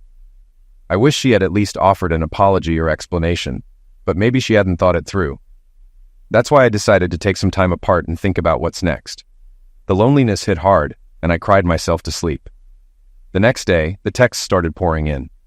After earning my engineering degree, I started working at a local chemical packaging facility. After 5 years of hard work, I was promoted to facility manager at a major research center 1,000 miles away. The pay raise was substantial, so we jumped at the chance and moved, leaving behind family and friends. Tracy took a job at a large call center filled with women her age. A year later, we welcomed our son, Bobby. Even though I suggested she stay home, she loved the company of her coworkers, who quickly became our social circle. We often met up with her friends and their spouses for gatherings, and while I had friends at work, our social life mostly revolved around her group. I felt a bit out of place at times, but everyone treated me well. Now those same friends were bombarding me with messages, trying to help after Tracy had shared the details of our marital problems with them. I was stunned that she had kept her affair from me, but had no problem telling everyone else. The only one who hadn't reached out was Tracy, who knew I'd block her. Cassidy, her best friend, was leading the charge. She wanted me to meet them at her house Sunday evening, but I suggested a neutral spot at a restaurant instead, where I could leave if things got uncomfortable. They reluctantly agreed. I had my reasons for attending. I wanted answers. Why did Tracy do this? Where did our friends stand on infidelity? And did any of them know about or facilitate her affair? When I arrived, I noticed they had gotten there early, likely to strategize. Tracy immediately stood to greet me, but I stopped her, asking to sit at the far end of the table. Cassidy quickly accommodated, assuring me dinner was on them. We were seated in a private dining area, and after we ordered, I made it clear I needed answers. I handed out copies of a photo of Tracy kissing another man. I know you all want to help us work through this, but Tracy shared our personal business with you before even talking to me. That shows how little respect she has for our marriage. Before we discuss anything else, I need the truth. Who is this man? If no one can be honest with me, then there's nothing left to talk about. There was complete silence at the table. Even Cassidy, usually talkative, stayed quiet. No one offered to say they didn't know the man or reveal who he was. I got my answer. Thanks for your time. I hope someone enjoys my steak because I've lost my appetite. Clearly, no one here is interested in helping fix our relationship. I stood and walked away. Tracy called after me, but no one else did. It was obvious now that our friends were really just hers. Tracy and the group were shocked. They had expected a calm conversation, but were unprepared for my direct demand. They would need a new strategy to reach me. After leaving the restaurant, I picked up some fast food and headed home. I paid the babysitter Tracy had hired, then quickly moved my clothes and personal items to the spare bedroom. Over the weekend, I had bought new locks for the spare room and hall bathroom. I installed them, not to avoid talking to Tracy, but to prevent any unwanted advances. Once settled, I spent time with our son, Bobby, before putting him to bed. Tracy arrived home around 10:15 p.m. She rushed upstairs, excited to find me sitting by Bobby's bed, watching him sleep. I waved her off to keep the peace and closed the door quietly. She tried to hug me, smiling. "I'm so glad you're home. Let me fix you something to eat. We need to talk." "I've already eaten. Where have you been? With your lover again?" I asked. "No, I just left the restaurant. They were helping me find the right words to fix things," she insisted. "I'll talk after you tell me his name. Until then, we have nothing to discuss." I can't," she said, visibly upset. "Your loyalty to him is stronger than to me, your husband. I'll be staying in the spare room. Don't touch me. Who knows what you've been exposed to? But I won't let this keep me away from Bobby. If you want to talk, your first words should be his name. Otherwise, don't speak to me." She walked away crying. A week passed. We both interacted with Bobby, but didn't speak to each other. Then, one Monday evening after work, I came home to a surprise. Nothing seemed unusual until I walked into the kitchen, where Tracy's group of friends suddenly appeared, surrounding me. My first words were, "Where's Bobby?" "I took him to the sitters. He's spending the night," Tracy explained. Surprised, I realized they had planned this without me knowing. "I didn't see your cars parked outside." Cassidy replied, "We parked a block away so you wouldn't drive off if you saw us. You definitely surprised me. What's going on? Has something changed?" "Yes, it has," Tracy said. "Can we go to the living room? I'm ready to answer your question." "Sure, but I need to use the restroom first. I'll join you in a minute." I went to the hall bathroom, used it, washed my hands, and discreetly started recording on my phone, slipping it into my shirt pocket. When I joined the group in the living room, I was surprised to see 2 more people. I instantly recognized the man Tracy had cheated with, sitting next to a younger woman. Tracy began, "Brian, this is Elliot Franklin and his wife Gail. They're longtime members of our friend group, but you haven't met them before. I know this is a shock, but you were so determined to know who he was, we thought this was the best way to introduce him. If you try to start anything, the guys will step in. No one wants anyone hurt tonight. So now you give me a name, huh? A little late to worry about me getting hurt, isn't it?" I replied sarcastically. "None of you cared about me getting hurt. Your only concern was keeping Wonder Boy here safe. Don't worry, I'm not going to touch him. I don't want whatever diseases he's passed on to Tracy." Everyone groaned in frustration. Cassidy spoke up. "Brian, we understand you're upset, but let's avoid using harsh language. We want to talk calmly. You asked for his name and now you have it. We thought you'd want to speak with him and that's why he's here, but Elliot can speak for himself." Elliot stood and extended his hand. "I'm sorry this started off badly. I hope by the end of this, we can at least be civil. I'll treat you with respect, and I hope you'll do the same. May I call you Brian?" I didn't take his hand. "Since this is the first time we're meeting, Mr. Franklin, you can call me Mr. Wilson. I can't imagine us ever being friendly. You talk about respect, but you've already disrespected me in the worst way, yet I'm supposed to be civil." "Fair enough, Mr. Wilson. I only meant respect during our conversation, not about the past. I'd like to explain what happened between me and the woman you married. Don't call her my wife. That title might not last, and I find it distasteful. I'm considering divorce, as I'm sure you know. How should I refer to her then? Call her the woman I married for now." "Very well, Mr. Wilson. I'd like to explain what happened between me and the woman you married, in hopes it might make sense to you." "I'm listening, Mr. Franklin. Go ahead." Elliot took a deep breath. "Look around this room, Mr. Wilson. What do you see? A group of exceptionally attractive men and women, including the woman you married. Do you think that's a coincidence? This group was drawn together because of our shared attractiveness and connection. As our friendships deepened, so did our intimacy. Every person here is in a happy, committed relationship, and we believe the same about you and the woman you married." I glanced around. The women were dressed provocatively, but not trashy, clearly accentuating their looks. They all smiled at me as if silently flirting. Elliot continued, "Take my wife, Gail. She's beautiful and I'm committed to her for life. No one, including you, could take her from me. That security allows us to share each other with others in our group. It helps us grow beyond the limits of traditional monogamy, which is outdated. We believe in trust, intimacy, and openness to strengthen our marriages. How nice for you and your wife, Mr. Franklin. And for the rest of this group, if you all freely engage with one another. But that has nothing to do with me or the woman I married." "Mr. Wilson," Elliot responded, "didn't you just admit that you have less trust, understanding, and security in your relationship than the others here? Can't you see how opening up could benefit you both?" He gestured to the group around us. "If that's true, Mr. Franklin, then you're calling every woman here, including the one I married, immoral.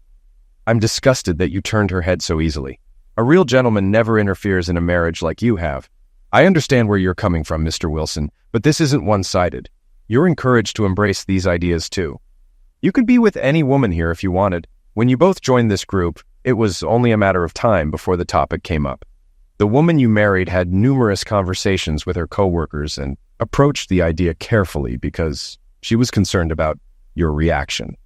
After many discussions, she decided to test the waters with me, thinking it could benefit your relationship. If you hadn't confronted her so harshly, she planned to talk to you about the positive effects this could have."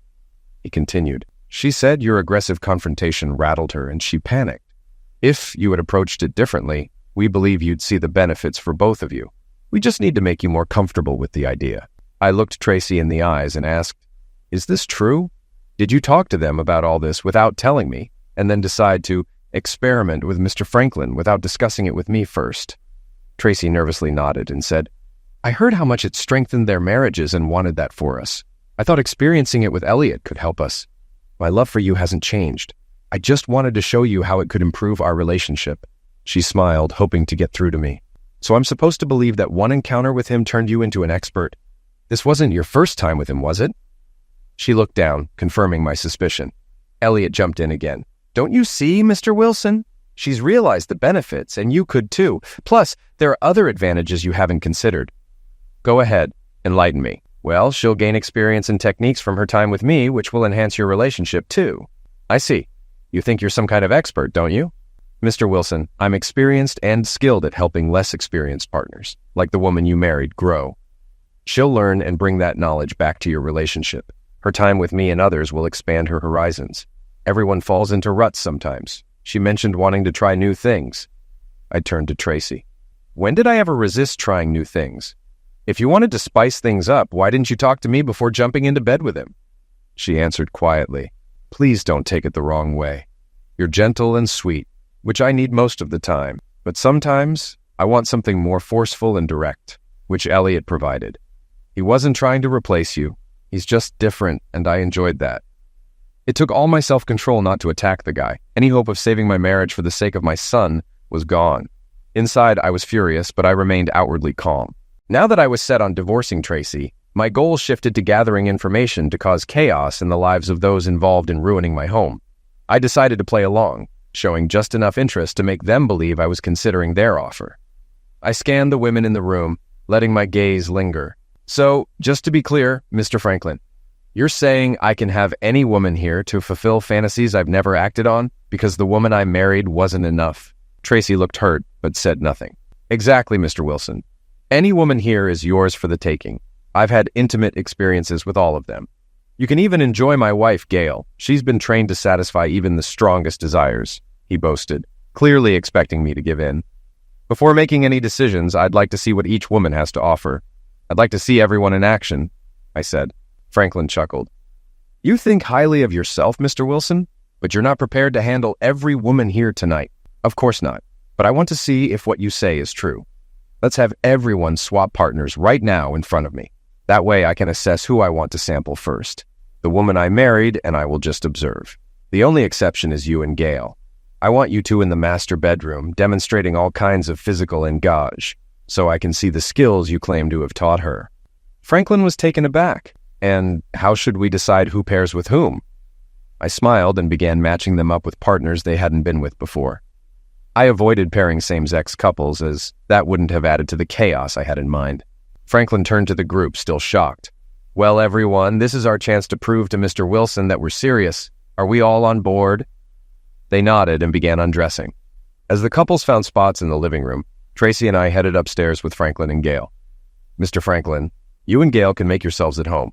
Tracy will watch while remaining fully dressed, hoping to learn something. I'll be checking on the action downstairs, so don't hold back, I instructed. Franklin replied, You've made an unusual request, Mr. Wilson, but I understand. I'm sure you'll enjoy the view, and we'll all be doing what we love, sharing and caring for each other. With that, I left them to impress me and headed downstairs to observe. Some couples were still making out, while others were already engaged in intercourse. The couch had 4 couples, 2 bent over the armrests, 2 making out. The love seat and chairs were occupied, and the rest of the group had claimed spots on the floor, fully immersed in the activity. I walked around the room, observing the undressed women like a predator stalking prey, while making sure my phone camera captured everything.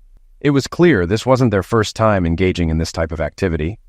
I no longer believed Tracy's affair with Elliot was a one-time thing, but the number of times didn't matter anymore. I was set on divorce. I made my way back upstairs, knocking lightly before entering to maintain the appearance of respect. Inside, I found Elliot and Gail. She seemed to be thoroughly enjoying it, far more than Tracy ever had with me during similar experiences. Despite my disgust, I played the part of an intrigued observer, even pretending to be impressed. I left the room again and returned downstairs, where the others continued their explicit activities.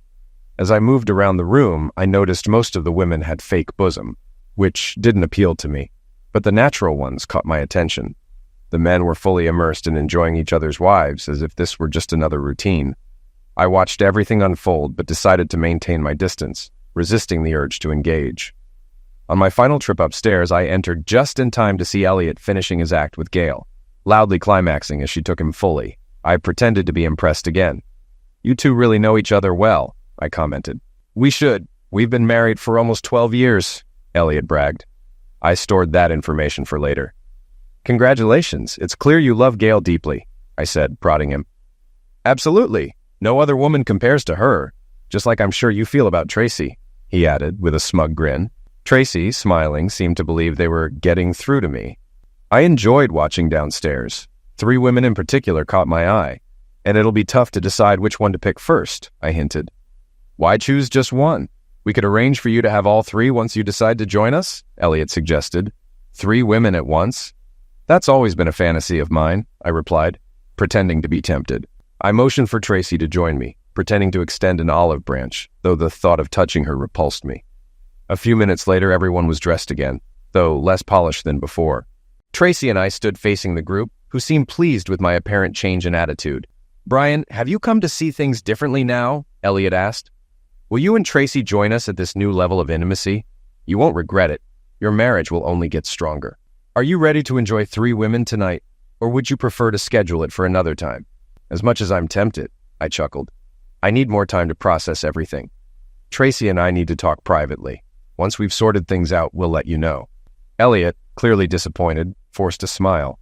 He wasn't expecting a delay but had no choice. Of course, take all the time you need, he replied, barely concealing his frustration. 3 large men suddenly grabbed and held me firmly, preventing any escape. Though I wasn't in danger, the move caught me off guard. Tracy approached, removed my phone from my pocket, and began deleting the videos I had recorded. Brian, we really do want to trust you, but until you're fully part of our group, we need to protect ourselves. It was obvious you recorded tonight's events, and we just can't risk that, she said. Tracy then nodded at Elliot. He asked, Is it gone? All of it? Yes, there are no recordings left, Tracy confirmed, putting my phone back in my pocket. It was clear to me now that she was fully committed to the group, siding with them over me. I wore the look of defeat that Elliot had wanted. Elliot continued, Don't be upset, Brian. I believe you recorded it to help decide who to pick when you join us, but we can't take that chance. I'm sure you saw enough to make your choice without the recording. Let us know when you're ready. He patted my back, and the group quietly left. A few of the women flirted on their way out, mouthing "call me" as they left. Once they were gone, I grabbed my keys to leave. Where are you going? Tracy asked. To pick up Bobby, I replied. I thought we could reconnect tonight. Watching all that really turned me on, and you clearly were excited too. Why not stay and enjoy ourselves? Bobby can spend the night at the Sitters, she said, trying to seduce me. I miss my son. Clearly you don't. I'll be back later, I responded, ignoring her frustration as I left. I drove to the Angus Steakhouse, starving after missing dinner earlier. I enjoyed my meal while reflecting on the evening's events, hoping everything was going according to plan. Later, I picked up Bobby, who was thrilled to see me. After getting him settled, Tracy informed me she was making something light for us to eat, but I told her I had already eaten. Clearly upset, she avoided me to not upset Bobby. We both prepared for bed since we had work the next day, but she still wanted to talk. Brian, you seemed interested in Elliot's offer earlier, but now you're avoiding me. What happened? She asked. I'm glad you asked. Let's go through some questions to help clarify things, I replied. Go ahead, she said. Earlier, 3 men grabbed me in my own home and you didn't say a word, right? It wasn't like that, she began. Yes or no, Tracy? Did 3 men grab me? Yes, but did you object or say anything? Yes or no? No, she admitted quietly. Good. Now, did I ask you to take my phone and delete anything off of it? No, she said softly. Exactly. So you stood by while I was restrained, took my phone, and deleted recordings at someone else's request, not mine. Is that true? Yes, she admitted again. One last thing. No one in that room told you to delete anything, so you must have agreed to do that beforehand, without my knowledge. Is that correct? Tracy looked down at her feet. Yes, that's true. I didn't think of it that way, but you're making it seem like I betrayed you. It was a betrayal, Tracy. Let's revisit your earlier questions. Why did I drop you and what gives? The truth is in your own answers. Tonight, you showed that you're on their side, not mine, not ours. Now, if you don't mind, I'll be going to bed alone, again. I don't want to be around someone who so casually stabs me in the back. I left her sobbing in the hallway and locked my door. Around 4 a.m., I heard her try the doorknob, but it didn't open. Tuesday morning, I asked the vice president at work, Dan, do you know a good divorce attorney? One who'll fight hard for a husband? Please tell me this isn't for you, Brian, Dan said. Afraid so. I figured you'd know someone. I've got a good contact, Ted Russ, who handles our legal matters. Let me give him a call. Thanks, Dan, and no need to say it, Brian. This stays between us. Later that day, I met with attorney Beatrice Thorenson. She told me that while most of her clients were women, she fights equally hard for men. She agreed to take my case and laid out the likely outcomes. I'd be paying child support until Bobby turned 18 and possibly some college expenses. I had no issue with providing for my son, and we discussed aiming for 50/50 custody. As for alimony, Beatrice explained that I could expect to pay for 3 to 5 years, depending on the judge, given our income difference. It annoyed me to think I'd be paying her while she continued with that group of swingers, but I'd have to accept it. Thankfully, we didn't own the house, so there wouldn't be a fight over property. Tracy could continue renting it without any ties to me. The thought of ever sleeping in that bed again disgusted me, knowing it had been tainted. Beatrice said divorces take about 8 months if uncontested, a year if contested. I was hoping for the faster route. She also suggested that claiming infidelity might be useful if custody became contentious. I asked her to have the papers served to Tracy at work on Friday at 10 a.m., ensuring her coworkers would witness it. We also discussed living arrangements. Brian, staying in the house with her could be challenging, especially after she's served. Are you prepared to deal with that? Yes, I can compartmentalize my emotions, but I want to stay close to my son during this time. She warned me about the risk. If we had any intimate relations before the divorce, the clock would reset, extending the process. Even if she just claims it happened, the court may believe her, and it would delay things. That won't be an issue for me, but I can see her trying to sabotage the process. I'll stay strong, I said. Be cautious. She could make a claim, and unless you can prove otherwise, it could complicate things. I thanked Beatrice and left.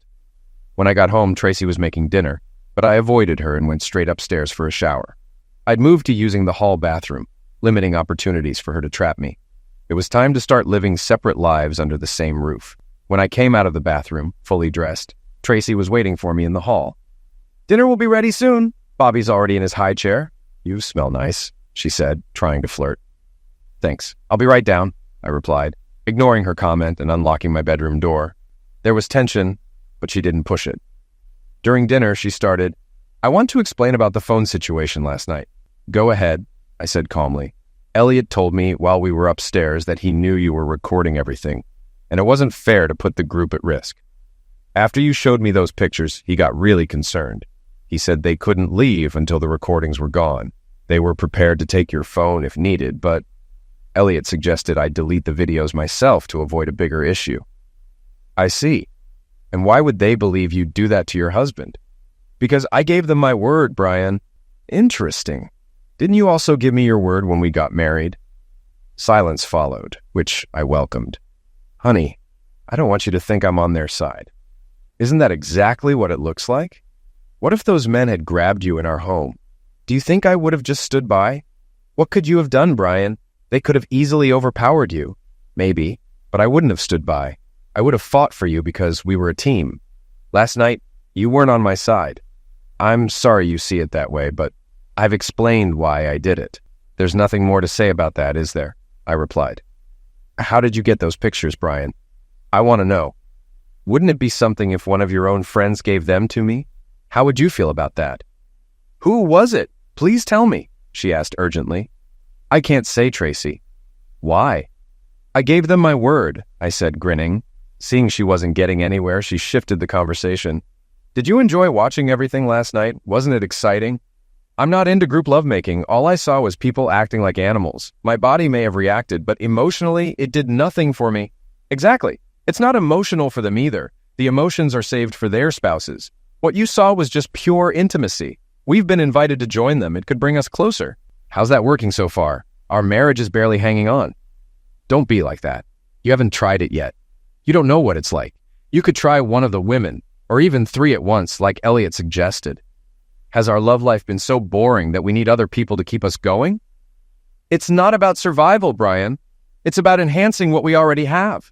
What's the harm in that? The harm is in destroying trust, Tracy. You've already damaged our marriage. I don't trust you anymore. Since I saw those pictures of you with him, I wonder what you're doing behind my back now. Why didn't you talk to me about it before sleeping with another man? I knew you'd react like this. I thought if I experienced it first, I could bring home what I learned and make things better for us. So you and Elliot think you know better? That you're more enlightened, and I need to be taught? How condescending. Why don't you let me show you what I've learned? I picked up some new techniques from Elliot and watched Gail closely. It's all to improve our love life, not ruin it. Every time I look at you, I see you with him. I don't want to kiss or touch you anymore. All I see is someone who's shared herself with another man. You don't own me, Brian. You never have. You're right. I thought you gave yourself to me, but you've taken that back. You've broken something in me, and I'm not sure it can be fixed. She started crying, and that ended the conversation. For the next few days, I spent all my time with Bobby, enjoying every moment. I researched Elliot and Gail Franklin, trying to find more about them, but came up empty, except for an unrelated man with the same name who was homeless. I would keep looking. I had Tracy served at 10 a.m. Friday during a facility managers meeting I was attending. The meeting lasted a few hours and included lunch, so I left my phone on silent. When she called, my secretary would confirm I was unavailable. I wasn't avoiding her, but I wanted to give her time to process the situation before speaking. When I returned to the office, I saw several missed messages from her. I called back and she immediately started, clearly stepping away from others to talk. Finally, do you have any idea how humiliating it was to be served in front of my friends? Are you really divorcing me over this? I told you it was nothing, Brian. Why didn't you answer your phone? My secretary should have told you I was in a meeting. I'm at work and I just called you back. I never refused to talk to you. We can discuss this after work when we both have time. I'll talk to you then. She started crying. I don't want a divorce, Brian. Please don't do this. We'll talk tonight, Tracy. Goodbye. Later that day, after dealing with some work issues, I left a bit early and picked up Chick-fil-A for dinner, texting Tracy to let her know. She arrived shortly after me and I brought Bobby inside. She hugged me, but I didn't respond, not wanting to upset our son. I helped feed Bobby and spent the evening with him, knowing a serious conversation was coming. After Bobby was in bed, I found Tracy reviewing the divorce papers. She took a deep breath. I'm sorry, Brian. Is that what you wanted to hear? It's the first apology I've gotten. What exactly are you sorry for? I'm sorry you found out the way you did. I can't imagine how hard that must have been. So, you're sorry I caught you, but not sorry for cheating. Don't put it like that.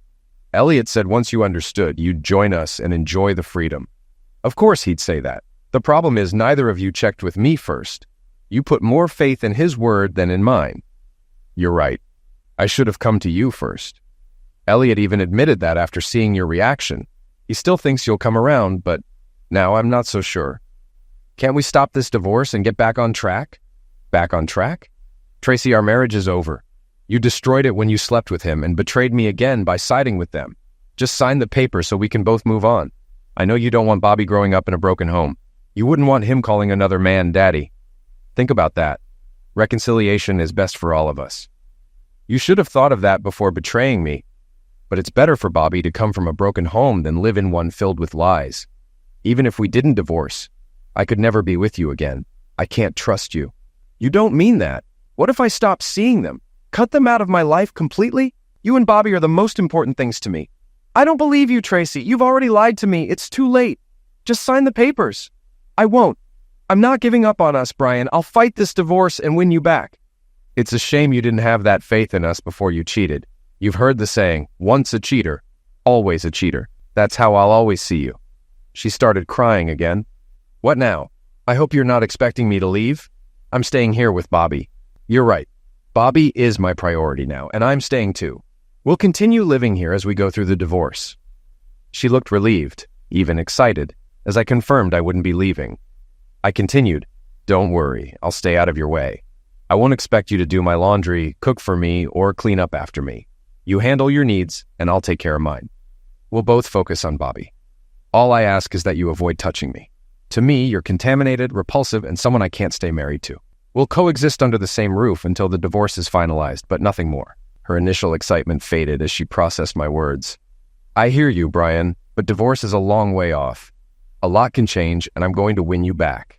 As long as you keep seeing your friends, there's no chance. And if you ever bring any of them here, you'll regret it. I already told you. I'd turn my back on them if that's what it takes. Should I quit my job and be a stay-at-home mom? No, it's too late for that. Plus, it would only increase the alimony I'd owe in the divorce. She didn't like my response, but kept smiling. I decided our confrontations were over. I was focused on my son, and I treated this situation as a temporary business arrangement. We kept conversations brief and polite, saying only what was necessary. We agreed to a few suggestions from my attorney, B. I would pay the rent, and Tracy would cover the utilities. I had the utilities transferred to her name, and we each handled our own food and car expenses. I moved half of our savings into a new account, leaving the rest for her. She wasn't happy at first, but eventually accepted it. Once the finances were sorted, she made her own moves. She began dressing provocatively after her evening showers, wearing skimpy or see-through outfits around me. I ignored her attempts to get my attention. Frustrated, she eventually started walking around the house nude, making sure to flaunt herself. Bobby didn't seem to care either way. Tracy also found reasons to engage me in conversation, but I only responded when necessary, keeping things polite. Eventually, she started loudly touching herself with her bedroom door open, making sure I heard. I found it amusing, thinking of her lover instead of getting aroused. I took care of my own needs privately. One day, I realized the 3 photos of her and Elliot were missing from my drawer. I checked my lock and found scratches. She'd likely hired a locksmith to make herself a key. The next day, I replaced the locks again, keeping the only keys, and waited for her to realize she no longer had access. After a few months of this stalemate, she started asking me to go out with her, to dinner or a movie, but I always declined. Her friends also texted or called me, inviting me out. I blocked their numbers without responding. In December, she invited me to her company's Christmas party. I declined, saying I had plans to babysit Bobby. I knew she was disappointed, likely because their group only welcomed couples, which we were no longer.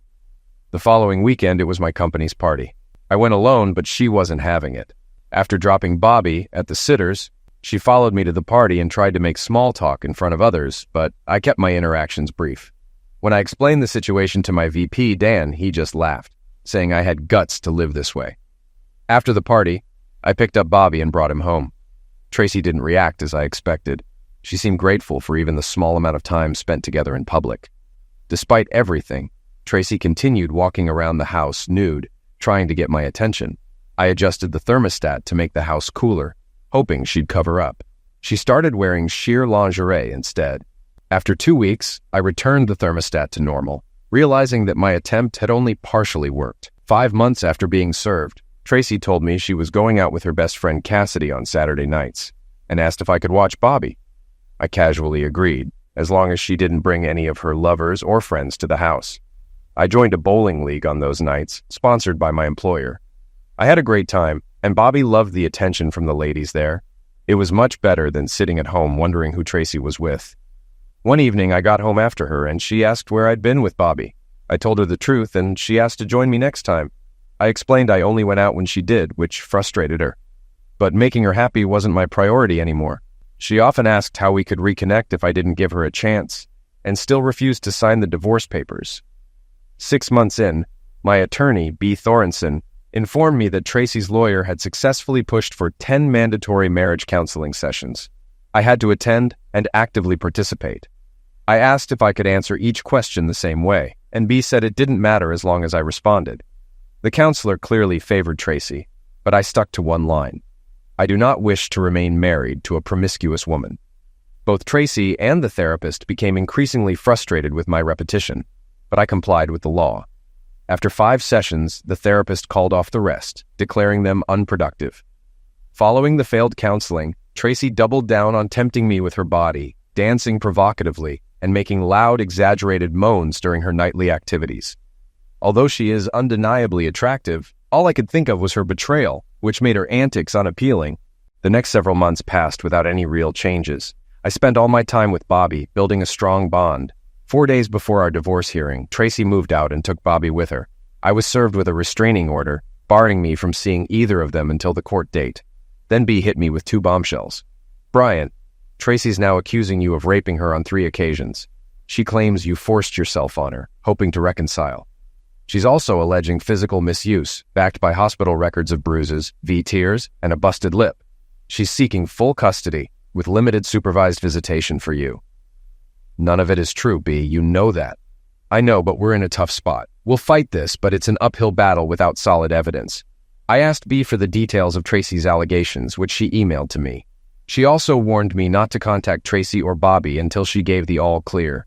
2 days later, I walked into the house after work and was shocked to find Tracy sitting at the kitchen table. Her car wasn't outside, so she must have arrived with someone else. My first instinct was to leave, but she stopped me. Brian, listen to me if you ever want to see Bobby again. I stayed calm and faced her, saying nothing. You don't have to speak, just listen, she said. She took my phone and turned it off to ensure there was no recording.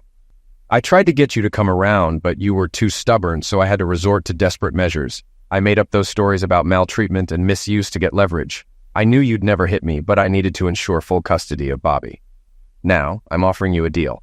Cancel the divorce and agree to join our group of friends, and I'll drop the restraining order and move back in. We can raise Bobby together in a happy home. Think about it. Endless access to the hottest women you've ever seen. What do you say? Will you finally come down from your high horse and live in the real world with me? I looked her straight in the eyes, letting her think I was seriously considering her offer. So if I agree to join you and your friends, you're saying I'll have full access to Bobby, no restrictions? Of course. Why would I keep a loving father from his son? He adores you, always asks for you, and it breaks my heart to keep him away. Just say yes, Brian, and everything will be fine again, she urged. I miss him so much. Losing you was hard, but losing him is unbearable, I said, trying to hold back tears. Just one word, Brian, and everything will be fixed, she coaxed. I need time to think. I'm struggling to imagine sharing you with other men. Give me a little time. All right, baby, I get it. You always need to analyze things. We go before the judge in 2 days, though, so I need your answer by tomorrow. Just text me yes, and I'll make everything right. But if I don't hear from you, I'll make sure Bobby grows up hating you, and you'll be paying me to do it. Don't make me do that, Brian. Do it for Bobby, she threatened. She knew how to hit me where it hurt, my son. I told her I'd give her my answer soon, then asked her to leave. As she walked out, I saw Elliot pull up in his shiny Lexus to pick her up. I had a lot to think about. B, my attorney, had informed me my presence wasn't required at the divorce hearing, but I wanted to attend. As I exited the restroom, Tracy suddenly appeared and sneered. You blew your chance, idiot. I'll make sure your son never knows your name. I'll marry a real man who isn't insecure like you and who trusts me. Watch me shred you in court. She spit in my face and walked away, leaving onlookers shocked. I cleaned myself up and hoped B would live up to her reputation. The courtroom was busy, and I listened to several odd divorce cases as I waited. By the time our case started, it was already 1 p.m. Tracy testified first, laying out her false accusations of maltreatment and misuse, complete with dates, times, and lurid details. Her attorney painted a picture of me as violent and unfit to be a parent, while portraying Tracy as a victim doing her best to reconcile. He claimed I falsely accused her of infidelity and that my jealousy had destroyed our family. When B's turn came, she calmly asked, "Are you absolutely sure of the dates, times, and locations of these alleged attacks?" "Yes, ma'am. I documented everything on a calendar," Tracy replied confidently. "You're swearing under oath that your accusations are accurate?" "Yes, I wish it weren't true, but it is." "Thank you. No further questions," B said. Tracy smirked, clearly convinced she had won. Then B called her witness. "I'd like to call Mr. James McMahon," B announced. A man took the stand, and Tracy and her attorney seemed confused. McMahon introduced himself as the owner of a private investigation firm hired by me to investigate Tracy's infidelity. He confirmed he had provided me with photographic evidence of her affair and that his firm retained the original images in secure storage. He presented copies of the unaltered photos, which the judge accepted as evidence. B then asked if McMahon's involvement had ended there. He explained that I had hired his firm to install surveillance cameras throughout our home to monitor Tracy's activities, capturing calls and interactions. At this point, Tracy's attorney objected, claiming any evidence from the cameras could have been manipulated. "Your Honor, this is unconscionable. Mr. Wilson could have altered these recordings to suit his narrative. I request this evidence be ruled inadmissible." Judge Cora Feldman listened to the objection and turned to B. "Before I rule, let's establish whether there's a basis for the objection. Counselor Thorenson?" "Thank you, Your Honor." "Jim, can you explain the surveillance system installed in Mr. Wilson's home?" Jim replied, "The cameras transmit wirelessly to a laptop hidden in the crawl space, which is connected to our secure cloud servers. Mr. Wilson doesn't have access to the raw footage, only we do. The laptop doesn't store any recordings locally. Mr. Wilson's only involvement was replacing the camera batteries monthly." Judge Feldman smiled at Jim. "Your firm has an excellent reputation. Objection overruled." "Thank you, Your Honor," B said. "Jim, you've heard the accusations against Mr. Wilson. Based on your surveillance, do they hold any merit?" "No, ma'am, they don't." "And how can you be sure?" "My team reviewed footage from the dates and times provided. In every case, Mr. Wilson was seen peacefully playing with his son, while Mrs. Wilson was in another part of the house. There was no evidence of violence or attack." Tracy and her attorney looked defeated. "Jim, do you have any additional insight?" "Yes, I have a transcript of a phone call Mrs. Wilson made before moving out, where she mentioned hating what she had to do, but planned to falsely accuse her husband to gain leverage." "Objection! Hearsay!" Tracy's attorney interrupted. Jim responded, "We have the original recording if needed." Tracy's attorney sat down, offering no further objection. "Thank you, Jim. No further questions," B concluded. The judge asked Tracy's attorney if he had any questions. "No, Your Honor," he replied. Judge Feldman addressed the situation. "It's clear that Mrs. Wilson falsely accused Mr. Wilson to sway custody in her favor. Perjury is a serious offense, and I will refer this matter to the district attorney for possible prosecution. Full custody of Bobby Wilson is granted to his father, Brian Wilson. Mrs. Wilson will have visitation rights at Mr. Wilson's discretion. Mr. Wilson, I encourage you to be generous with visitation, as your son needs time with his mother." I nodded in agreement. "As for alimony," the judge continued, "while I'm inclined to award none due to Mrs. Wilson's behavior, I will award $1,000 per month for 42 months.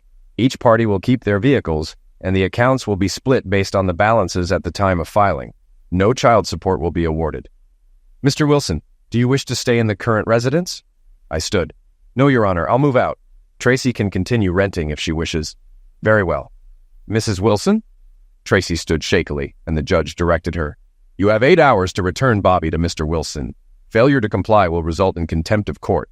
Do you understand?" "Yes, Your Honor," she sobbed.